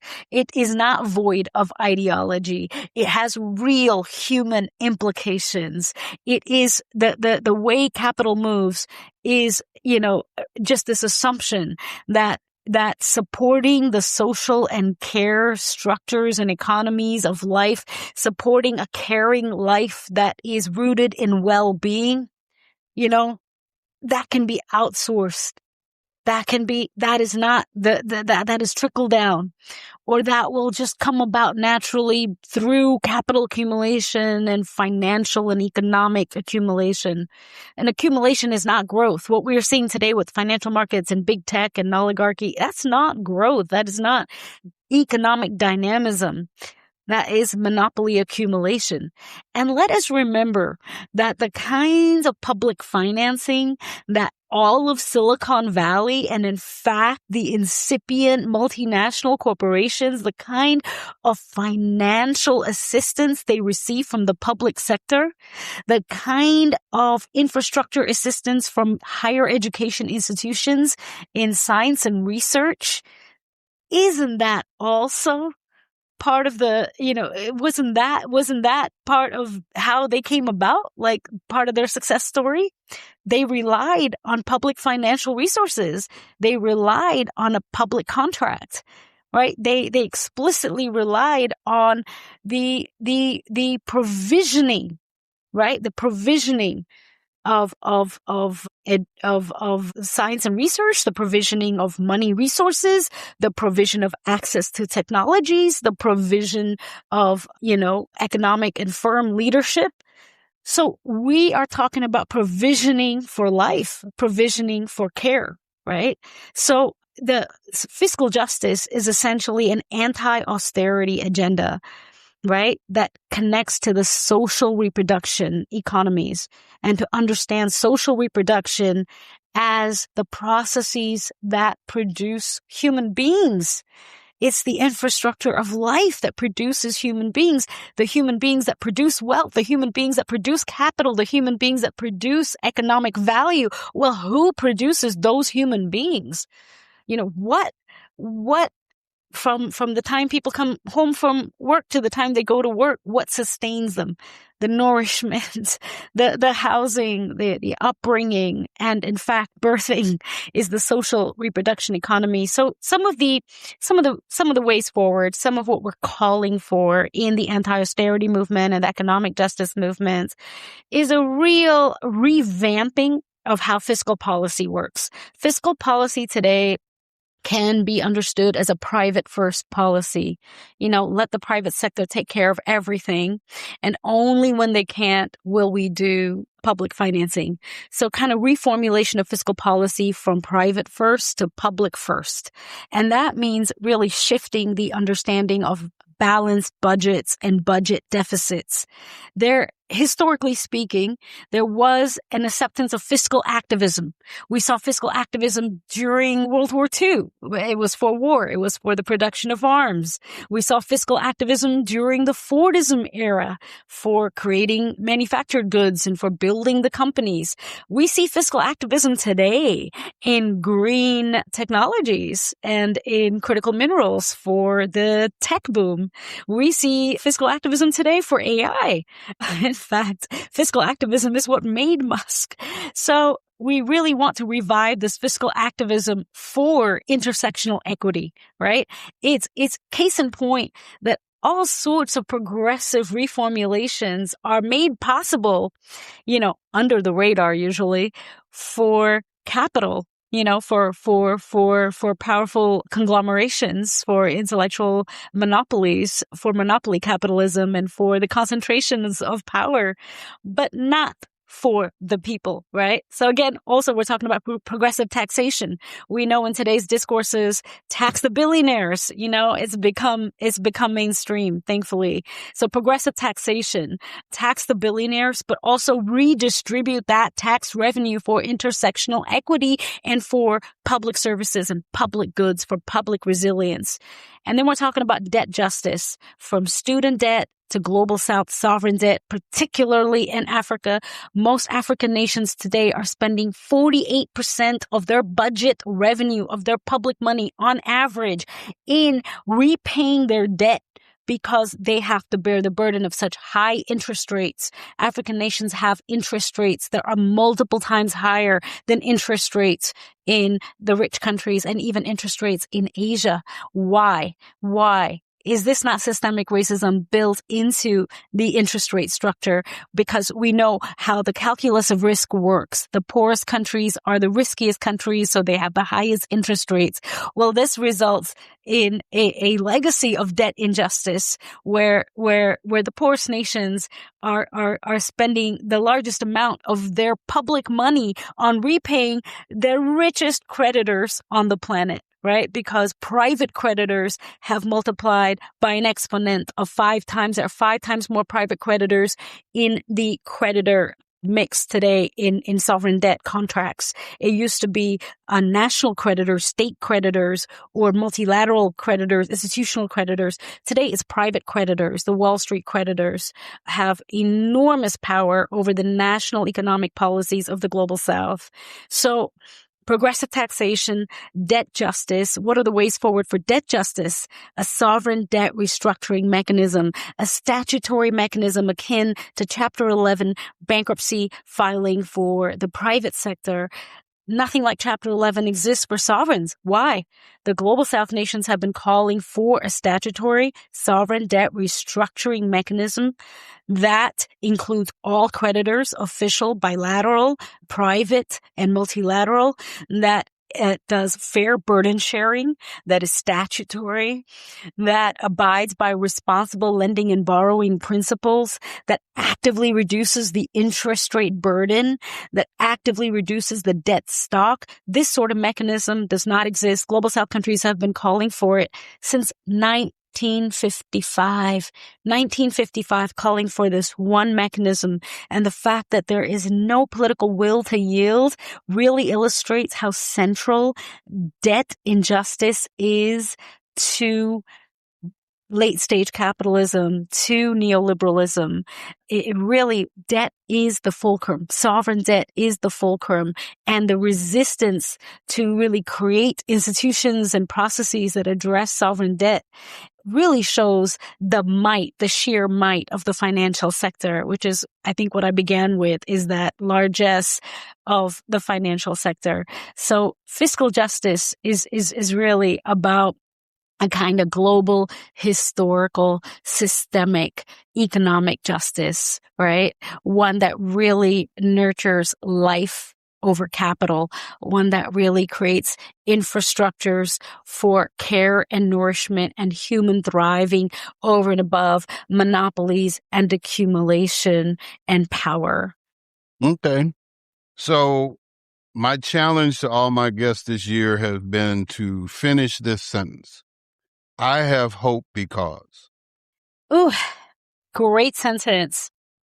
I would say that one of my primary sources of hope and resilience, what makes me get up in the morning, is that there are young people leading social movements for all variations of justice, from climate to economic to racial to feminist to indigenous to land back to ecological. And these movements are persisting despite all the odds, despite all the threats. The movements persist. And in fact, in the United States, the movements are also creating critical shifts in political representation, in who gets into office, who's voted in. I think there's a great possibility for progressive leaders in Congress, and that could really pave the way forward. So it's the social movements that are really keeping the flames alive.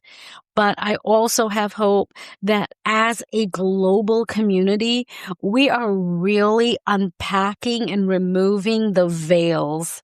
What we have always understood implicitly, we are now making clear. We're spelling out the structures.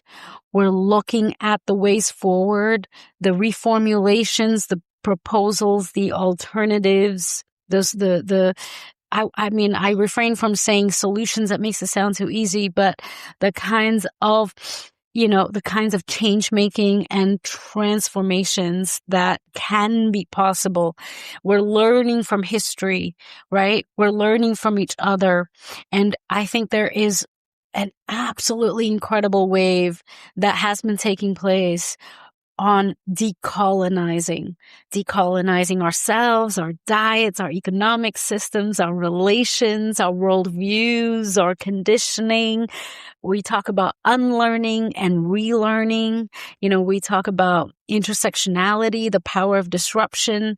I think the way forward is what is happening on the individual and the communal level. And I really have hope in social movements persisting, because history shows us that these movements have been the main force of change making. Well, Dr. Bhumika Muchhala, thank you for coming on. Outside of enrolling at the new school, how can people reach out to you? How can people tap into that magnificent brain of yours? You can reach me by email. I'm on LinkedIn.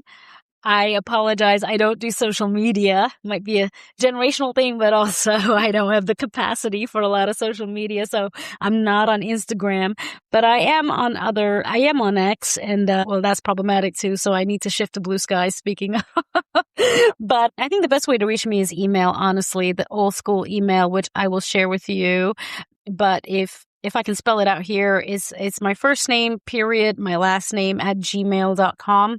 So it's BHUMIKA, period, MUCHHALA @gmail.com. I am always happy to talk, to discourse, to exchange, to debate. I welcome critiques. I welcome contestations. It makes us stronger to consider other points of view and to rethink our own points of view. And thank you so much for having me on. I really appreciate it. And thank you as well to the power and clarity of the questions you asked. I particularly appreciated that. Well, thank you again for coming on. I felt like I had re-enrolled in college myself listening to you talk. I think, when I came across your profile and saw the work that you were doing, I felt that I wanted to put you on this platform and allow you to reach my audience. And I hope that, like you said, a lot of the ideas are getting out there. And I really encourage you to continue to do what you do, as well as the listeners to pay attention to what you're saying. One of the rules I have is that once you've been on, you have an open invitation to come back.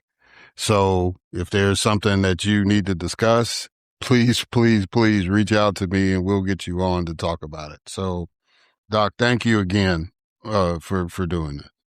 Thank you, Erik, for providing space for these issues, for uplifting such critical points of view. These spaces are rare, and I treasure them, and I salute you, and thank you for making this happen, for having your podcast, and for embracing more critical ways of seeing the world. Yes, ma'am. All Yeah. right, guys, and we're going to catch y'all on the other side.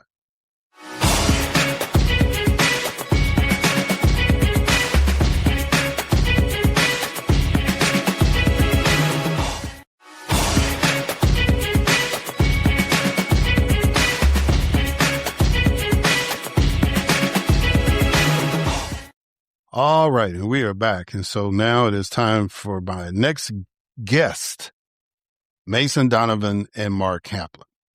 Mason Donovan and Mark Kaplan are managing partners of the Dagoba Group, a global consulting firm advancing inclusive leadership, employee well-being, and organizational culture. They are also the authors of the Inclusion Dividend, perennial bestseller leveraged in corporate and academic classrooms worldwide, as well as Set for Inclusion and the Golden Apple. Their work has been featured by Harvard Business Review, Forbes, and Fast Company, and they live in New England. But we're going to be talking about another book that they have written called The Parenthood Advantage. So, ladies and gentlemen, it is my distinct honor and privilege to have as guests on this podcast, Mason Donovan and Mark Kaplan.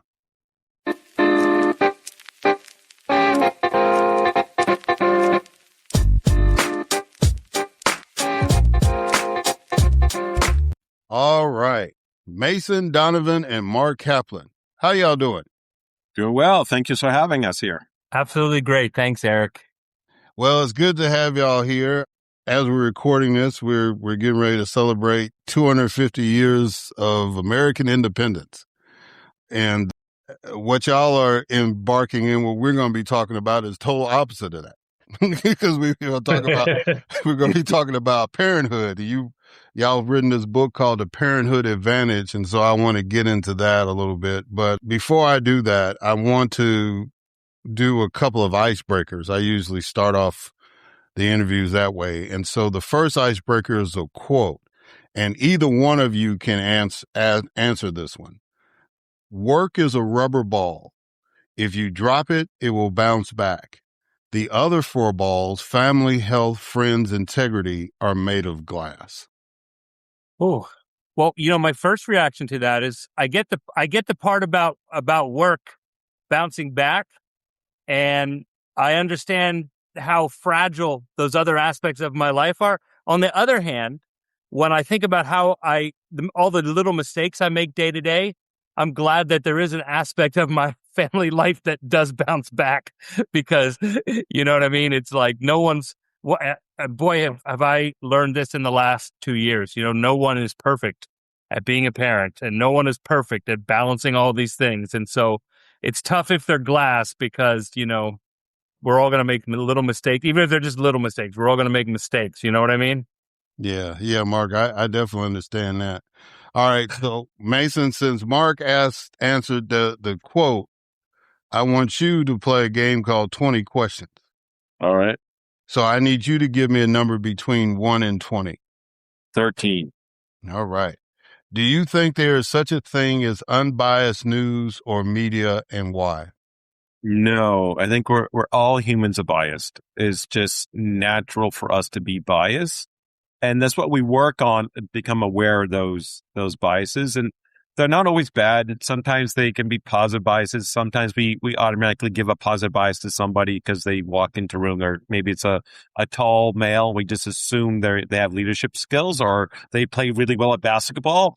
Is that our bias is connected there? So, but yeah, we're all biased. So no, news are humans, and there is always a little bit of bias. And sometimes there's conscious bias in that, because they're trying to really influence a particular group of individuals. And so the news is slanted for that. Okay.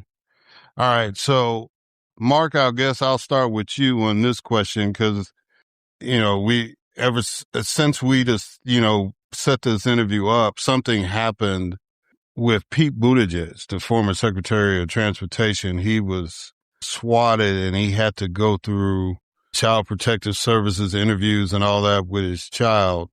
And how did you all feel about that? How did that hit you all being parents? Well, I like the way you asked the question, because my first reaction to that was it felt like I kind of felt it in my gut. I mean, obviously, I don't know Pete Buttigieg, and I think I reacted differently than I would have before we had kids. The first thought, the first emotion was just, oh my God, if someone did that to me, how would I feel? And gosh, it's kind of paralyzing in a certain sense to think about it, right? That someone suddenly steps in and takes control.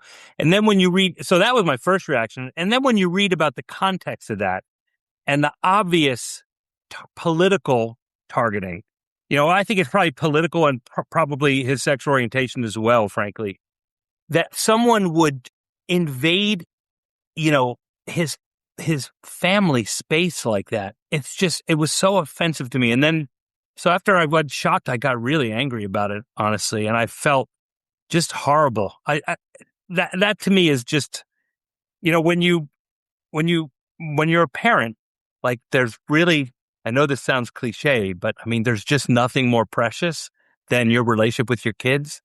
And so to violate that with somebody, even if you really strongly disagree with them, that's just horrible. And I guess the Child Protective Services were kind of doing what they had to do under their policy. But on the other hand, it's sort of like, this was pretty shady right from the start. Wasn't there a different way to handle that? But, that stuff I'm not an expert in, I don't know. But so I had all those reactions in a fairly short period of time, actually. Yeah. Mason, did you want to chime in on that, or you good? Yeah, it's first that, the Child Protective Services, if this is the path they take, we want them to protect children, first and foremost. That means regardless of who the parent is. If this is the path they would have taken with any other individual, okay, fine, we go through this. It is, from what I hear, it was an anonymous person talking about a third party of something happened years ago. That was my understanding. So it felt very watered down, but it sounded like it was handled well by Pete Buttigieg's family. He waited for his partner to show up. He then left, went through the process, allowed everything to take place. But yeah, it's scary to think as a parent that anybody can call in and separate you from your children. That, to me, that point of somebody that's just anonymous, and for any grievance they have for you, and allow themselves to be anonymous to do that. So that's a part that I had a lot of contention with. Yeah. I just know I think the secretary handled it pretty well, considering the fact that he even had the composure to write about it. I would be so angry if somebody did that to me, but I just wanted to get y'all's take on it, because y'all have a unique perspective on that as compared to a lot of other folks. All right, so let's talk about this book, The Parenthood Advantage. What motivated y'all to write this book? Mason, I'll start with you. Yeah, a number of factors. So we've been in the field of behavioral management for a long time, speaking to inclusive management and work-life balance. And we would hear during our work, we would hear parents bring up issues. So our work was never fully focused on working parents, but they'll bring up issues because obviously we know work-life balance is a huge issue for working parents. Inclusion, things that we talk about, how do we make sure working parents are included, and all the issues, especially with women, that was happening to their career when they became a mother. Very unconsciously, and we bring it back, that bias that we talked about earlier in the conversation today. So, but it was one of those things, until you do it, you don't fully understand it. So we can understand it conceptually, but when we became parents and we became working parents and understanding the stress and what was going on, we started sharing these stories. So our kids are born prematurely, going through the neonatal unit, the NICU, and spending 6 weeks there, and doing the shifts there, and then also trying to struggle to maintain work at the same time. We started talking to other parents there, and that grew to stories, and we started sharing our stories with our clients, and then stories just started coming everywhere. When we sat down at the restaurants, or we're in line and we started talking, everybody had a story. We're like, there's something here to share. And that's what really started this book, was everybody else's stories. Ours was our own story to, open our eyes up wider, but it was everybody else's story that came on. And we just applied what we were already working on with this lens and leveraging other stories to write this book to help those working parents and also help the corporate manager to create a better culture for working parents. Yeah. Mark, according to the Bureau of Labor Statistics, only 27% of private sector employees have access to paid parental leave. How has this created issues in the American workforce? Oh, I think it creates all kinds of issues for all kinds of people. There's, when you have to make decisions about how to manage your time, and what you're weighing is what's best for your children and what you have to do to pay your mortgage. That's or your rent or get food, right? Like, do we really want to have people making those decisions all the time when we just look around the world and see that there's a way to do this differently that works for families and actually everybody benefits from? So you look at something like that and you say, well, that's going to hit most people pretty hard. But then if you do a cut around socioeconomic class on that, you see where it lands even hardest, which is among people who usually get less of the benefits of policy, of policies that are in place. Because there are some good policies in place, right? It's not awful all the time. But you look at who really has the bigger burden, and that's the folks who may not have the resources to work out something in between where they can maybe take some unpaid time and, kind of manage to give their kids what they really want to give them, which would be at least 3 months, but preferably 6 months or more. Right. So I think it's bad for families. It's bad for parents, and it's bad for kids. And what we found in our research, and I'm sure we'll talk more about this, it's not good for companies either. Right. It's really not. This book we're trying to flip on its head a little bit the basic assumption that companies, I think, have made most of the time, which is that when their employees get pregnant, and usually they're thinking consciously or unconsciously about their women employees, that it's a problem for the company and they have to figure out how to manage this problem and minimize its impact. What we found is that the opposite is true. If you think about this fully, then it's an opportunity for everybody. It's because how a company handles this, what a parent brings into the workplace once they become a parent, the skills they learn, the commitment that they increase, the way they engage at work is different. And that's the company benefits from that. So we're trying to flip that sort of first reaction of like, parenthood is a problem that the company has to solve, because we don't think that's the case at all. And our research shows that. Mason, what is it about American culture that has us lagging behind our European counterparts on this issue? Yeah, it's interesting because nationally there is no legislation that requires paid leave, and all the other developed countries there is. So America is fractured. It's state by state. Even at the state level, it's very weak.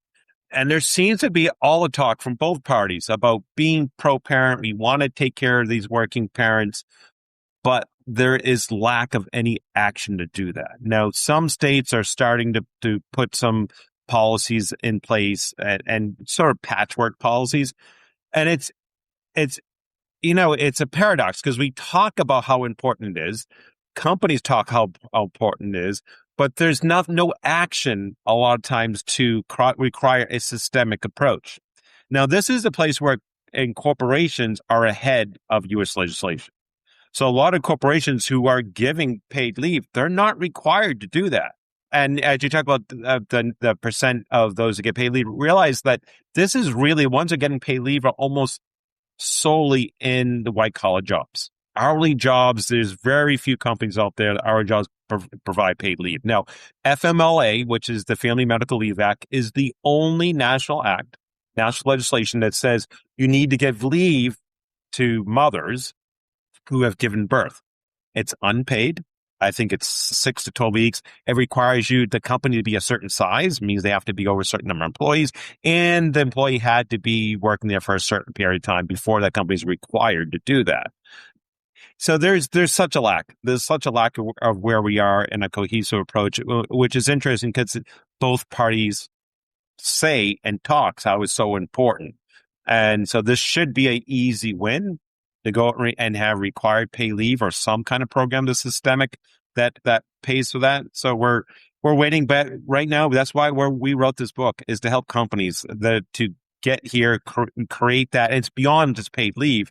There's all the support services that we talk about in the book that you can do to support the working parent.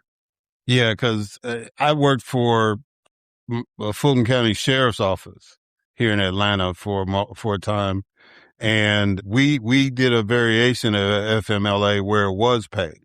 So it was like, and if we got hurt, we would qualify under FMLA too.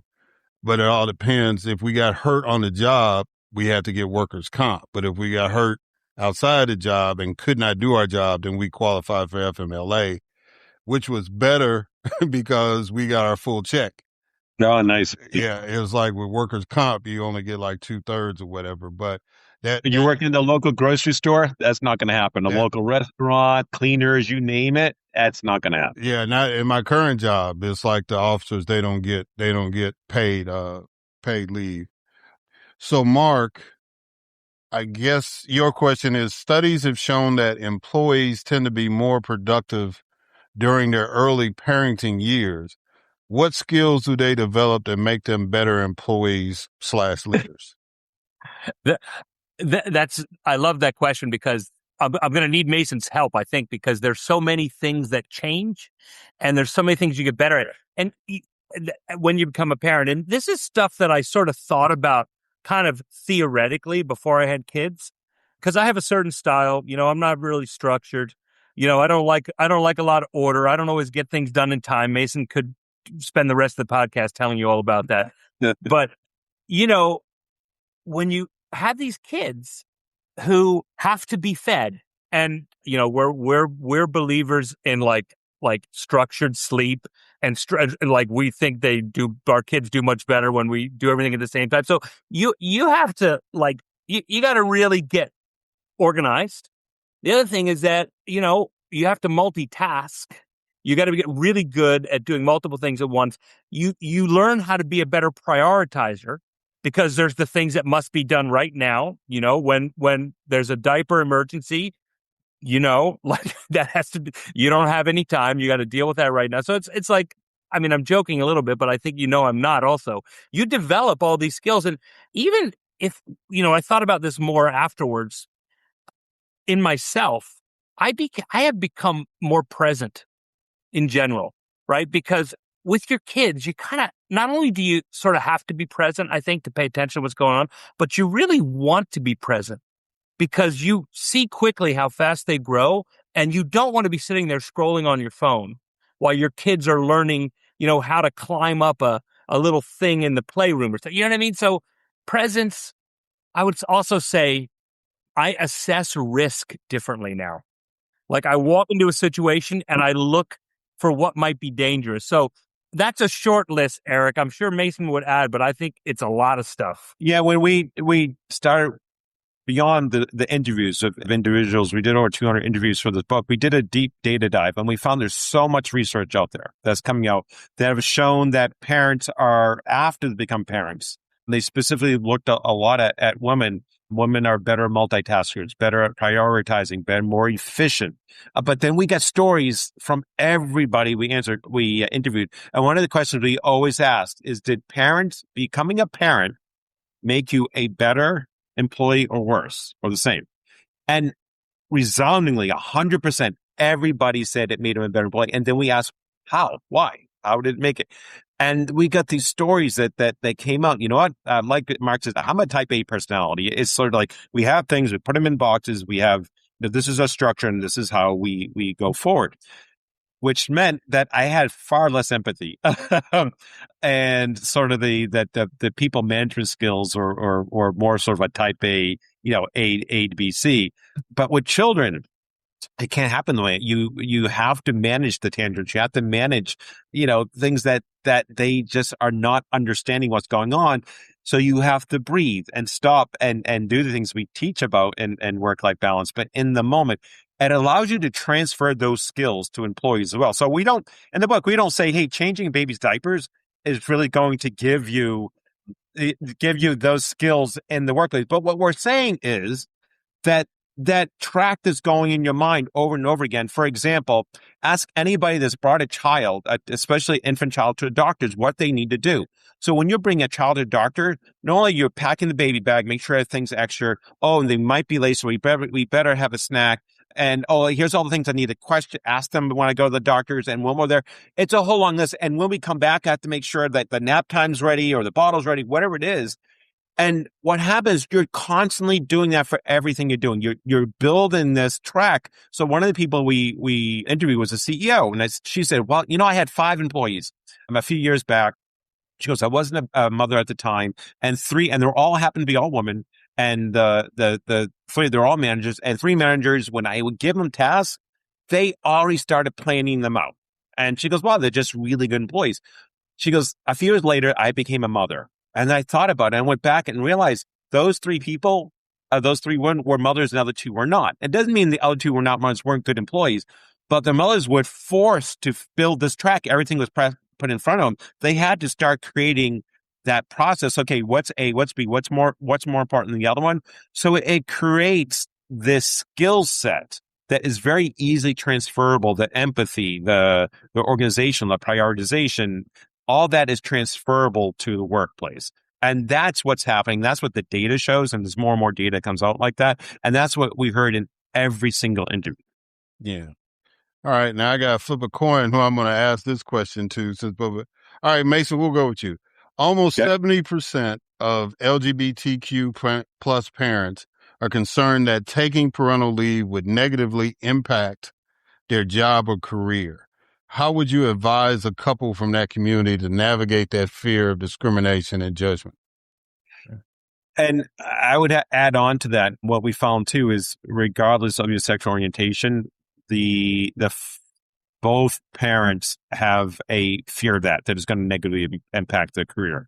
It's less so with the father. Often with the father, there's what we call a fatherhood bonus that plays out, except when the father actually takes the full leave. When the father, even a heterosexual father, takes a full leave, there is a career impact. And we've seen it in studies that have shown that. So what we say in the book, we talk about this, like when you're expecting, what are some things you should do? So we get very granular and logistics based. The first thing is talk to your manager when you feel comfortable, but that's not just, hey, I'm expecting a child, because what often will happen, they'll say, oh, congratulations, go to HR. And that's where it stops and ends. What it should be is, hey, I'm expecting a child. I really this is a good time for us to talk about my career path. Let's set aside time. I'm going to I know I have to go to HR, fill some form, but let's set aside a time for us to talk about that transition, how I can transition my job's responsibility during the time I will be on leave. This is the time I expect to take leave. And then what it looks like when I come back. So we want you to start talking about your returnship before you even leave. We want you to start talking about that, because that's important. And it lets the manager know that you're committed to stay, you're committed to go. And also you create that career path. That is your responsibility. Not every manager is going to be helpful. It's a good chance you're not going to have a great manager out there. The stats have shown to help effectively manage your leave. So everybody says, as an employee, you have to manage your own career. Well, guess what? You also have to manage your own leave and make sure it's structured well. Talk about it, what it means, how it affects it, and what are things that you can put in place to make sure it's a strong return. And this makes you a better employee and a stronger relationship with that employer, regardless of your sexual orientation. Can I add on to that, Erik? Because the statistic you quoted is a pretty powerful statistic, and I can certainly relate to it. But it's funny, when you asked it, I thought of a conversation I had about, this has been a good 20 years, with a woman who was in an inclusive leadership workshop that I was conducting. And we got into the topic of sexual orientation, and she said that she and her partner wanted to have children, and she was going to be the one who would become pregnant and give birth physically to the child. And she said that she felt that in her organization, people would not accept that very well. It could be a career problem for her. And I remember in that moment, because you sort of want to, I like to think the best of people. I know that's a little naive at times, but I just felt like, what a horrible dilemma, right? that this woman was in. She was sort of choosing between her job, which was an important job for her to have. She's a woman in a company 20, 25 years ago, and it was a good job. And so she's got to choose between that and whether she wants to have kids or not. Because if she has kids, then she wasn't not out to her colleagues, right? But if she was going to get pregnant, then, you're going to be out of the closet at some point. You can't really keep that hidden. So when I think about that and where we are now, I think we've made a lot of progress on the one hand, right? Like on the other and on the other hand, I think people may make different assumptions if you're a same-sex couple, right? They may make different assumptions about and they might even be well-intended questions or assumptions. Sort of like they want to know, well, how are you doing this, and who, are you using a surrogate? So people may be curious, and they may not see you in the same way. I think these days, some of what this woman 20 or 25 years ago would have described as not just unconscious bias, but conscious bias, has probably shifted to mostly unconscious bias. So I think you still have stuff to manage, and you still don't know how your employer might react, and you still don't have control over what people really think who make decisions that affect your life. But I would also say we're making progress over time, and I think these are times in which sometimes we're not always clear that we've made any progress, right? But I think if you step back, Mason said earlier, companies often lead on this stuff, right? They lead society, not always, right? I mean, I think the Army was really, really led on racial diversity in this country, right? But on a lot of other aspects of diversity, it was really companies who led. And I think when it comes to sexual orientation, it's companies who lead. So, I look at the glass as half full, but that doesn't mean there's no challenges. That's how I think about it. Well, Mark, I'm going to stay with you on this question.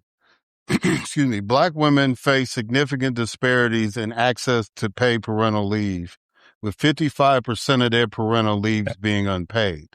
They are less likely to have access to employer-provided paid leave, often working in lower wage or part-time positions. This lack of coverage creates economic instability, as Black women often serve as primary breadwinners, resulting in shorter leave times and increased risks to maternal and infant health. So my question to you is, what do you think should be done to improve this? Well, I'm going to speak not as a policy expert per se. I'm not a public policy expert, but I think what you're describing is the way inequitability gets built into a structure, right? And so even if no one intended for Black women to have a worse experience because of all these other factors, that's just the way it plays out structurally. So I think sometimes, you can address it as a company by having policies that you don't tilt towards people who are in more senior roles potentially, or in different roles. And I think also this is where the government can have a big impact by having policies that apply equitably across all groups and remove some of these sort of structural barriers that get in place for people. I think you can't, if you're going to try to deal with inequity, you can't do it on a sort of case by case or ad hoc basis. There has to be something bigger that sort of sets at least a basic standard for people. I think in my opinion, this is why having more inclusive federal policies would really be helpful when it comes to parental leave, because it would cover everybody. It doesn't make every barrier go away, but it certainly helps. I'd like to add on a societal concern there too, because studies have shown that when a parent's not able, at least one parent's not able to stay with the child for the first 3 months, there is developmental challenges for that child. So you're now, not only are you creating economic situation for that family, but now you are creating children with more developmental challenges because they're missing. And regardless of who it is, that first 3 months is so important. So this is, again, speaks to that systemic need. And we could make it a income-based need if we want nationally, but there's a systemic need for paid leave. And for what research has shown is that first 3 months is critical. Yeah. So, Mason, since you brought up the term fatherhood bonus, talk about that and the motherhood penalty And how would you advise companies to avoid that bias? Yeah, it's interesting. And the more we talked about it with individuals, we've heard stories of both of a fatherhood penalty when they take the full leave, but the fatherhood bonus basically is the companies are bestowing this bias upon fathers, which I think rightly so, that they're going to become better employees. They're going to be more loyal to the company because now they have children to provide for. They're going to be more diligent. There's a lot of traits we talked about before, skill set that will transfer over to work. Fantastic. Why women don't get that exact same positive bias? Remember, we talked at the beginning of this podcast, there's positive and negative biases. Well, that's a positive bias that is bestowed upon this man to become a father, whether he earns it or not. But then when women become mothers, it's the opposite. They take that away, even though she's going through the exact same things and the exact same experience sometimes. And a lot of times women are the primary caregiver. Still, the majority of primary caregivers are women. Going through more. She's going through more of this sort of training and skill sets. But mothers show there is a motherhood penalty for every child that they have. Their career earnings go down. And it is so much the way companies are inadvertently and unconsciously pushing mothers to the side. For what we hear often is that the moment the mother gives and is a funny anecdote that mothers will tell their employees much later that they're expecting a child than their spouses, than their male spouses. Male spouses tell, even when they have a commitment with the wife not to tell work at a certain time, they still tell work because they're so excited about it. Whereas the mother is very hesitant and knowing how this has seen an impact on your career. So the mother waits a lot longer before they tell the employer. And then some of that, what we talked about the book of how we should be looking at this as an opportunity, advantage, a skill set training, but the mother's also bringing it on herself because it's been so influenced in our culture that this is going to set back her career. And that sort of translates in the conversation as well. And so what happens, the manager's just thinking, oh, this is so nice, go to HR, oh, we take care of you. And the moment she's gone, they're talking to one of the colleagues and say, oh, I wonder if she's going to come back. Let's kind of sideline her. When she comes back, let's not give her she's taking care of her child. Let's not give her any challenging assignments.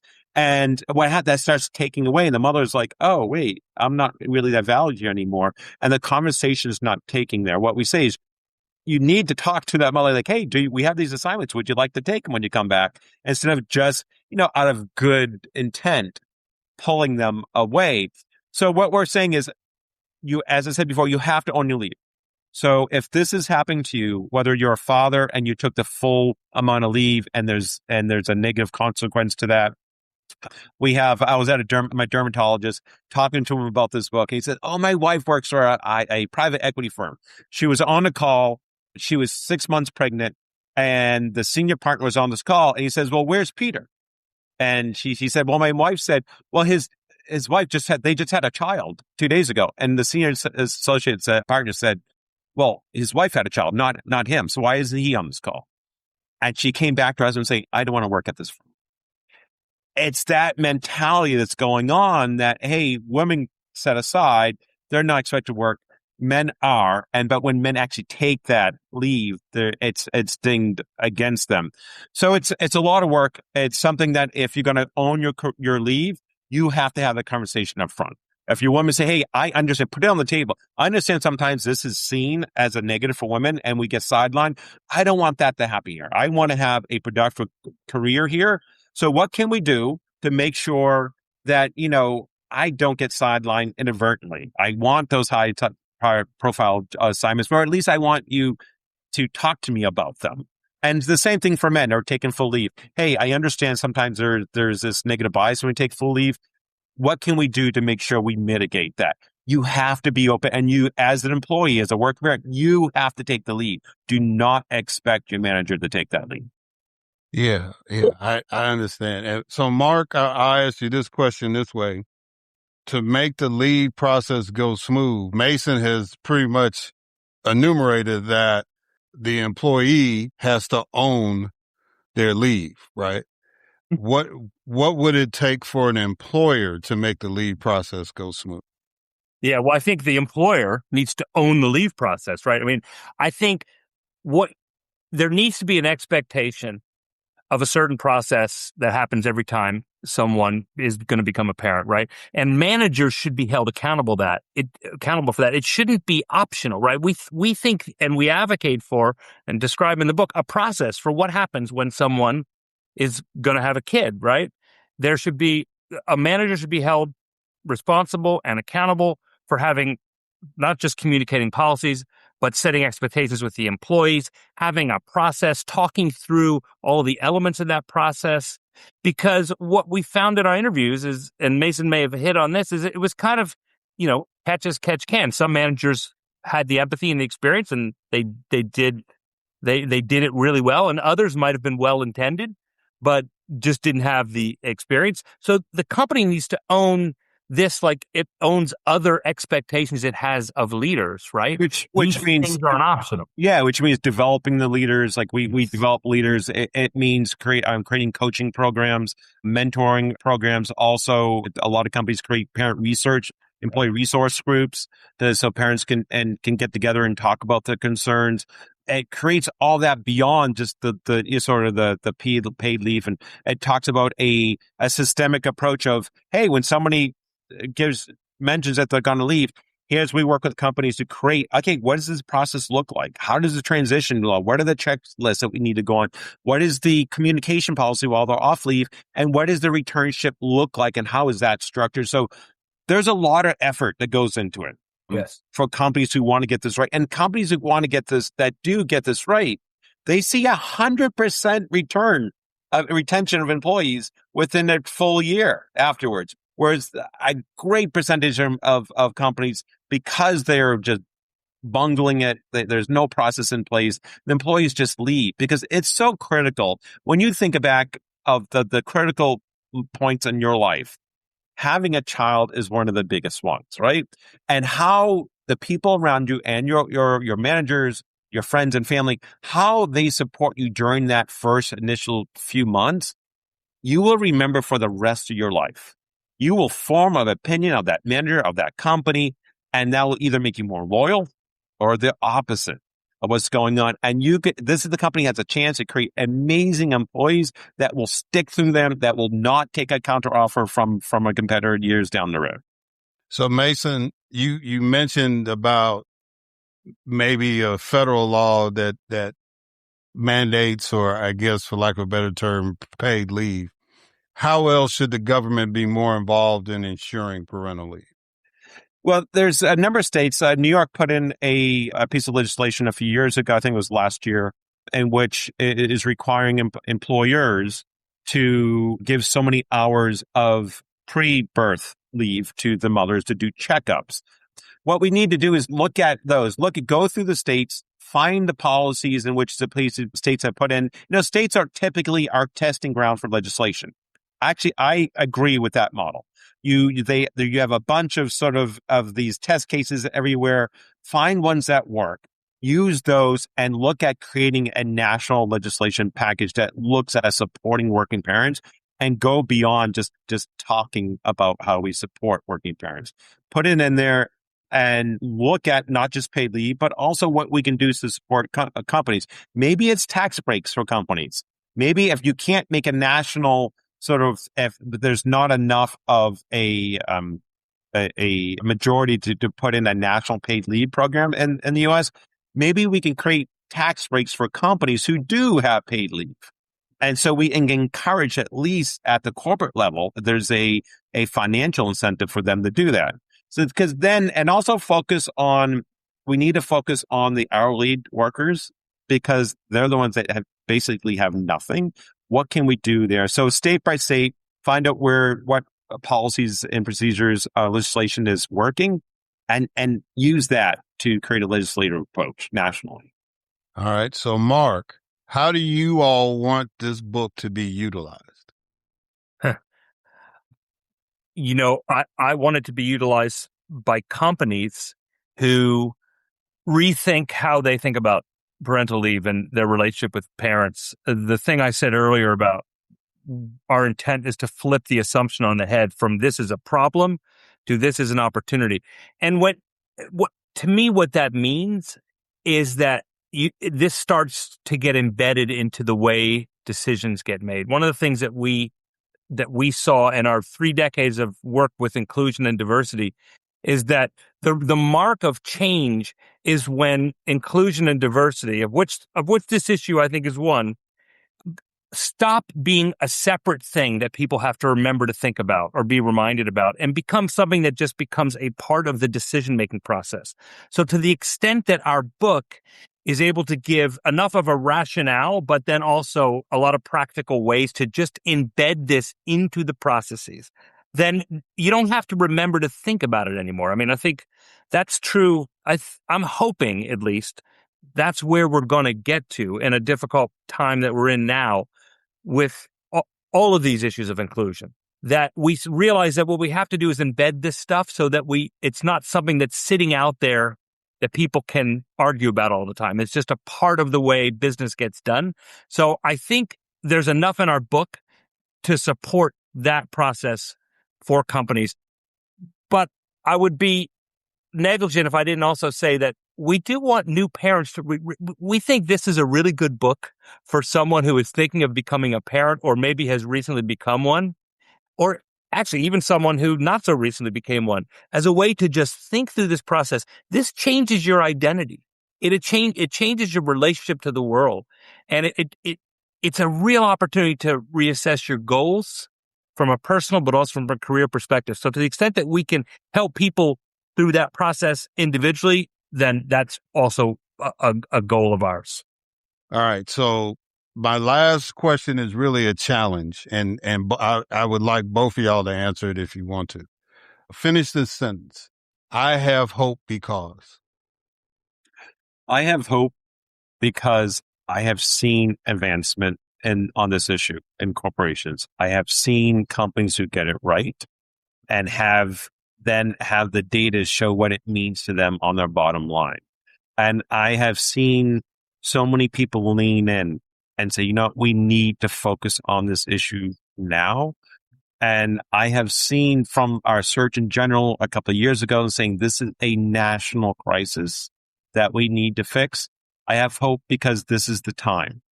This is the time where there's enough energy, there's enough focus, and there's enough goodwill there to push this issue ahead. I'm a little bit too optimistic at sometimes, maybe, right? Like I just think we're going to do a lot of the right things because we have to. I think in the end, it all comes down to that. So I'm a believer in the notion that we eventually get there, even if the road is a little more uneven than we'd like it to be. So I just think this is where we're heading. And so we're going to get there one way or another. And I think the one simple answer for both of us, we have hope because we're parents. Right. That's what parents have. We have hope that things will be better for our children. Yeah. Well, Mark had already admitted he was a half full guy, so I expected that answer. So look, guys, thank y'all for doing this. If people want to get the book, if people want to reach out to you all, how can they do that? Amazon.com, you can find it there. You can find it on Barnes & Noble. Your indie bookstore, they have access to. If they don't have it on the shelves, just ask them. They can pull it through there. You can reach out to us at the parenthoodadvantage.com. We're more than happy to talk to you about it, just to see where your company is. So yeah, feel free to reach out to us, or at the very least, just buy the book and share it with your HR and say, you know what, this is something that we need to talk about. All right. Well, Mason Donovan and Mark Kaplan, I thank y'all so much for doing this. This is very, very important topic and very timely. And so I'm really, really honored that that y'all have allowed your expertise to delve into that, and that you took the time to come on my little old podcast to talk about it. So I appreciate that. Thank y'all so much. Thank you for the time, Eric. We appreciate it. Really enjoyed it. All right, Thank guys. you. And we're going to catch y'all on the other side.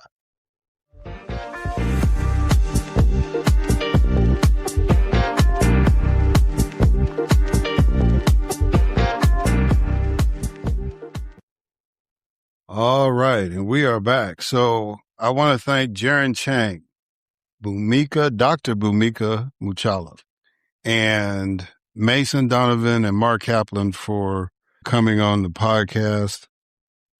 It is, always tough to, try to secure people, especially if, it's holidays approaching. And I just really, really am thankful that all of them took the time this week to come on and do their interviews. And I hope that they enjoyed their holiday. As like I said, when you hear this episode, the holiday will have passed.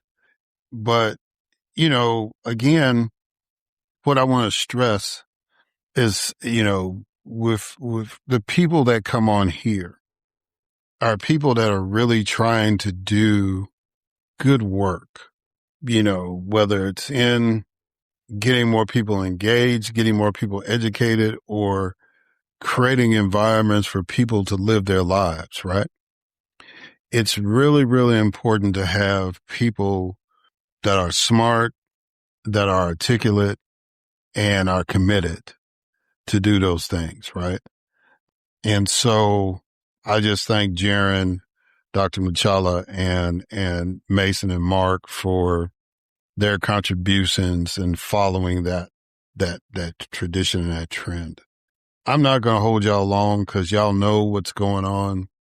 I guess, biggest thing is we know that Donald Trump, our president, has been making money as president while everybody else is, trying to do it honestly and just working their butts off to make ends meet in these challenging economic times.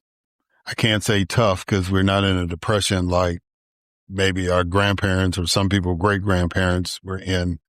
But I do want y'all to keep that in mind when we're going to vote, because we've got people who think that it's okay. We got this congressman who's not running for re-election, but his brother is. And I don't know if it's his twin brother because they look exactly alike or it's just his brother, but they're brothers. They can't deny it if they tried.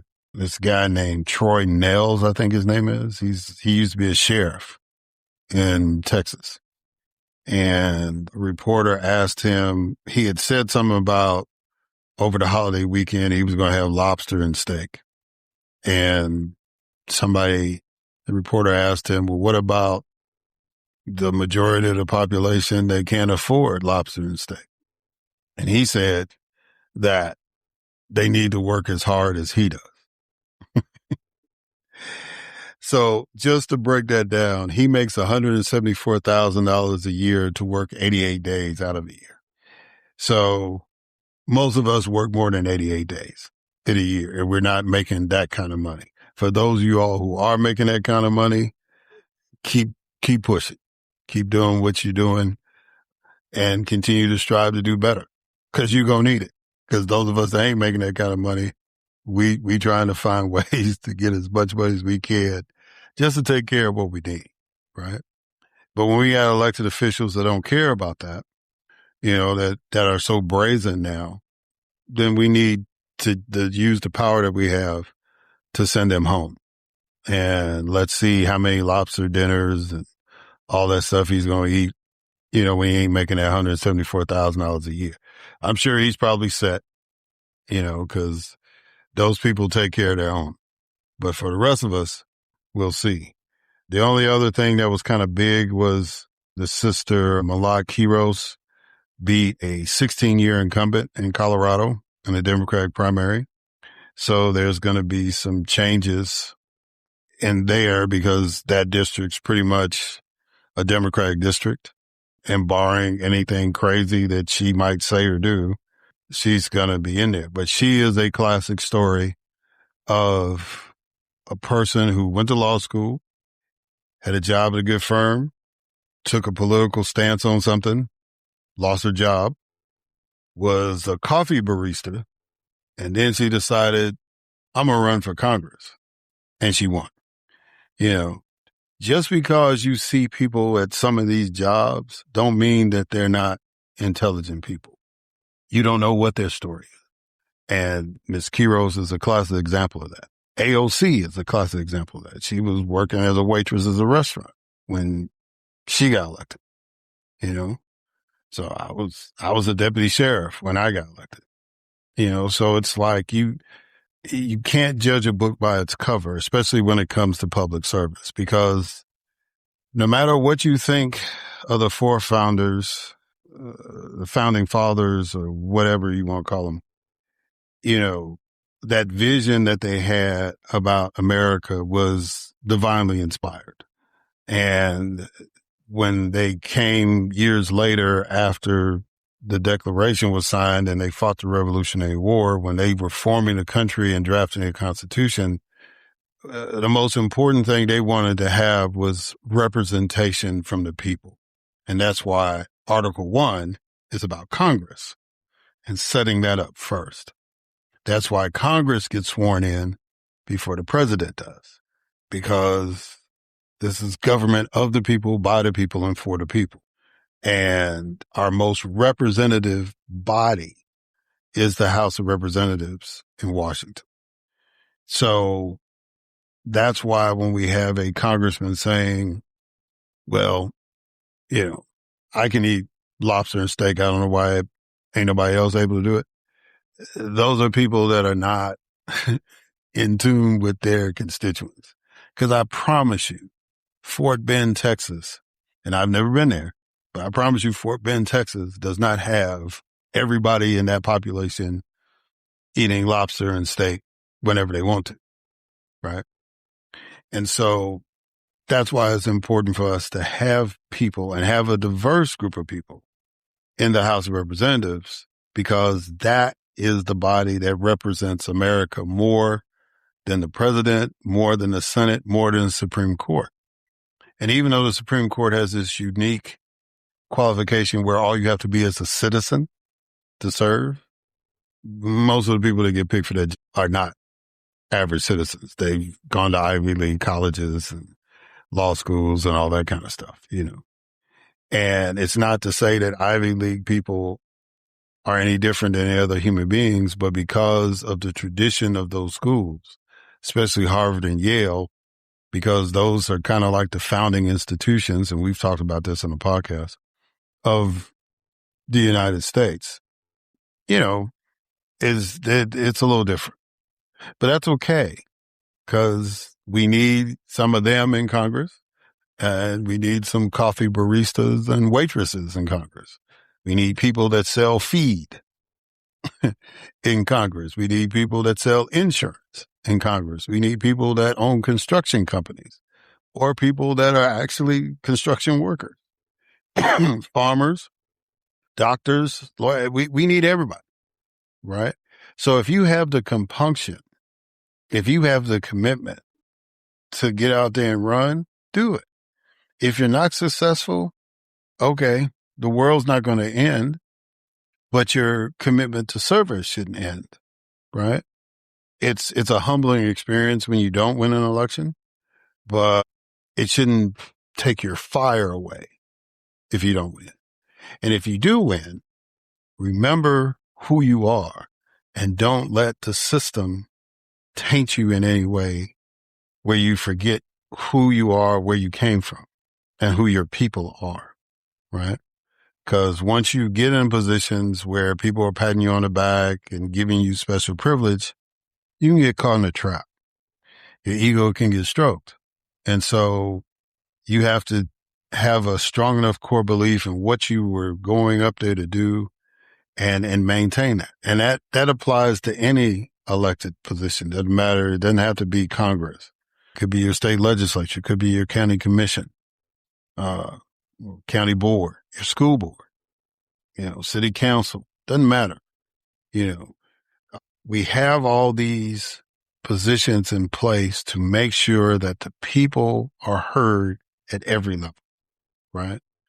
So, you know, I just want you to take the lesson of Malak Heroes and a lot of these other folks that are out here running, some of the people that have been on the podcast, you know, and just like Kaylee Peterson, for example, or Dr. Jasmine Clark, you know, Wallet Begay, Amanda Janu, George Fernando, all these people that jumped out here.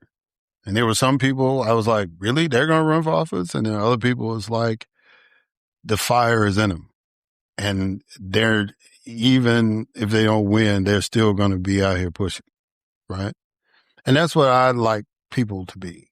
And I always say, I don't want you to be a political junkie like I am. You don't have to be that. But I do want you to be engaged. I do want you to pay attention to what's happening, because the decisions that are being made in all these state capitals and at the U.S. Capitol impact you. And you need to know what is going on and why it's happening, and understand that you have the power to say, I'm not feeling it.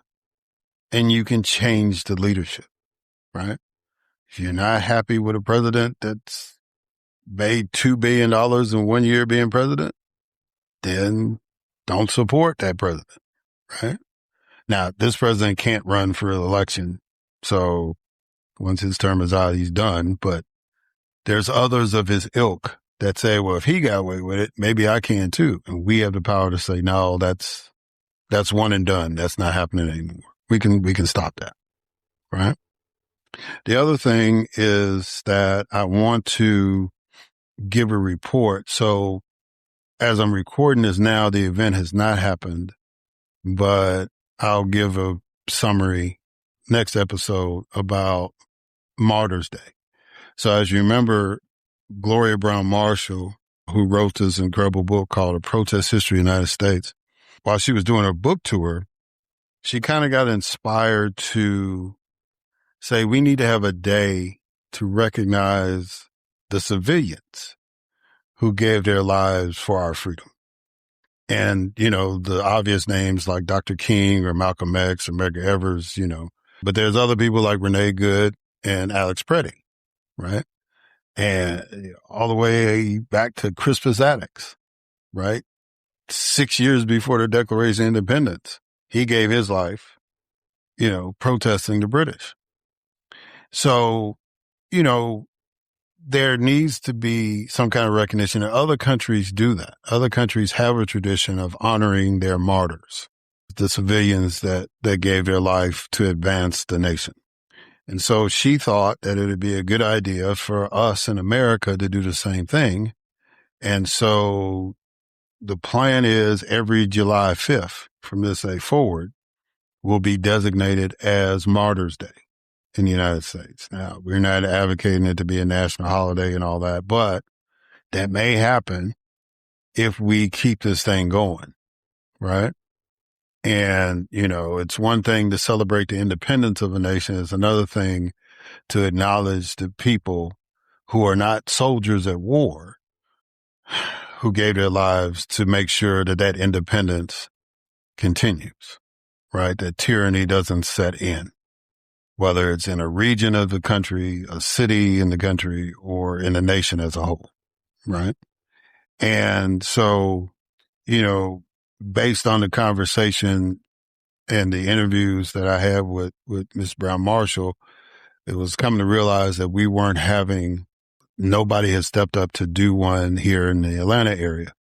And so I reached out to a couple people, and like I said, by the time that you hear this podcast, we would have done it that Sunday. The July 5th falls on a Sunday this year. So I will give a report about how that went, not only from the local perspective, but from the national perspective as well. Because we're going to do ours. We would have done ours that morning, and the national would have happened that afternoon, right? So I'll kind of give a brief wrap up about how that went and all that stuff. And hopefully some of y'all that normally listen to the podcast would have been in attendance at that day. We're not expecting a big crowd because, it was kind of like last minute trying to put something together, but we just wanted to do something to acknowledge the day and set the groundwork and the foundation so that next year, July 5th will be a bigger deal. And we want to keep this going. And, as long as Sister Brown Marshall and I and others are on this side of reality, we're going to do our part to kind of keep it going. So I just wanted to kind of give you a preview of that, and then I'll give you the update next week.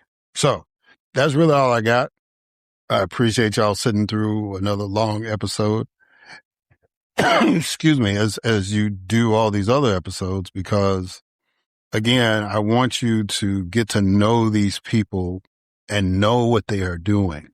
You know, I don't want to give you like a 2-minute, 5-minute hit on something as major as, you know, ending the accumulation culture of capitalism, right? Or how employers can be more responsive to employees that are having children, right?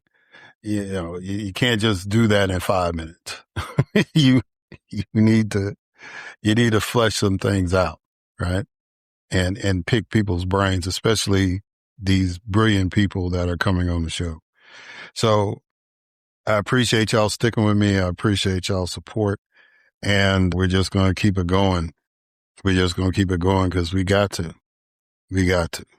So, all right. That is all I have. Like I said, next week, Grace will be back and we'll have a full show, and I may not have any guests next week. That's still kind of up in the air, but if I don't, then it'll just be a hot mic episode, and you'll just get to hear me talk and rant and rave, and I'll probably have a lot to talk about based on how everything's going after we celebrate 250 years of existence. All right, guys. On that note, like I said, that's all I got. Until next time.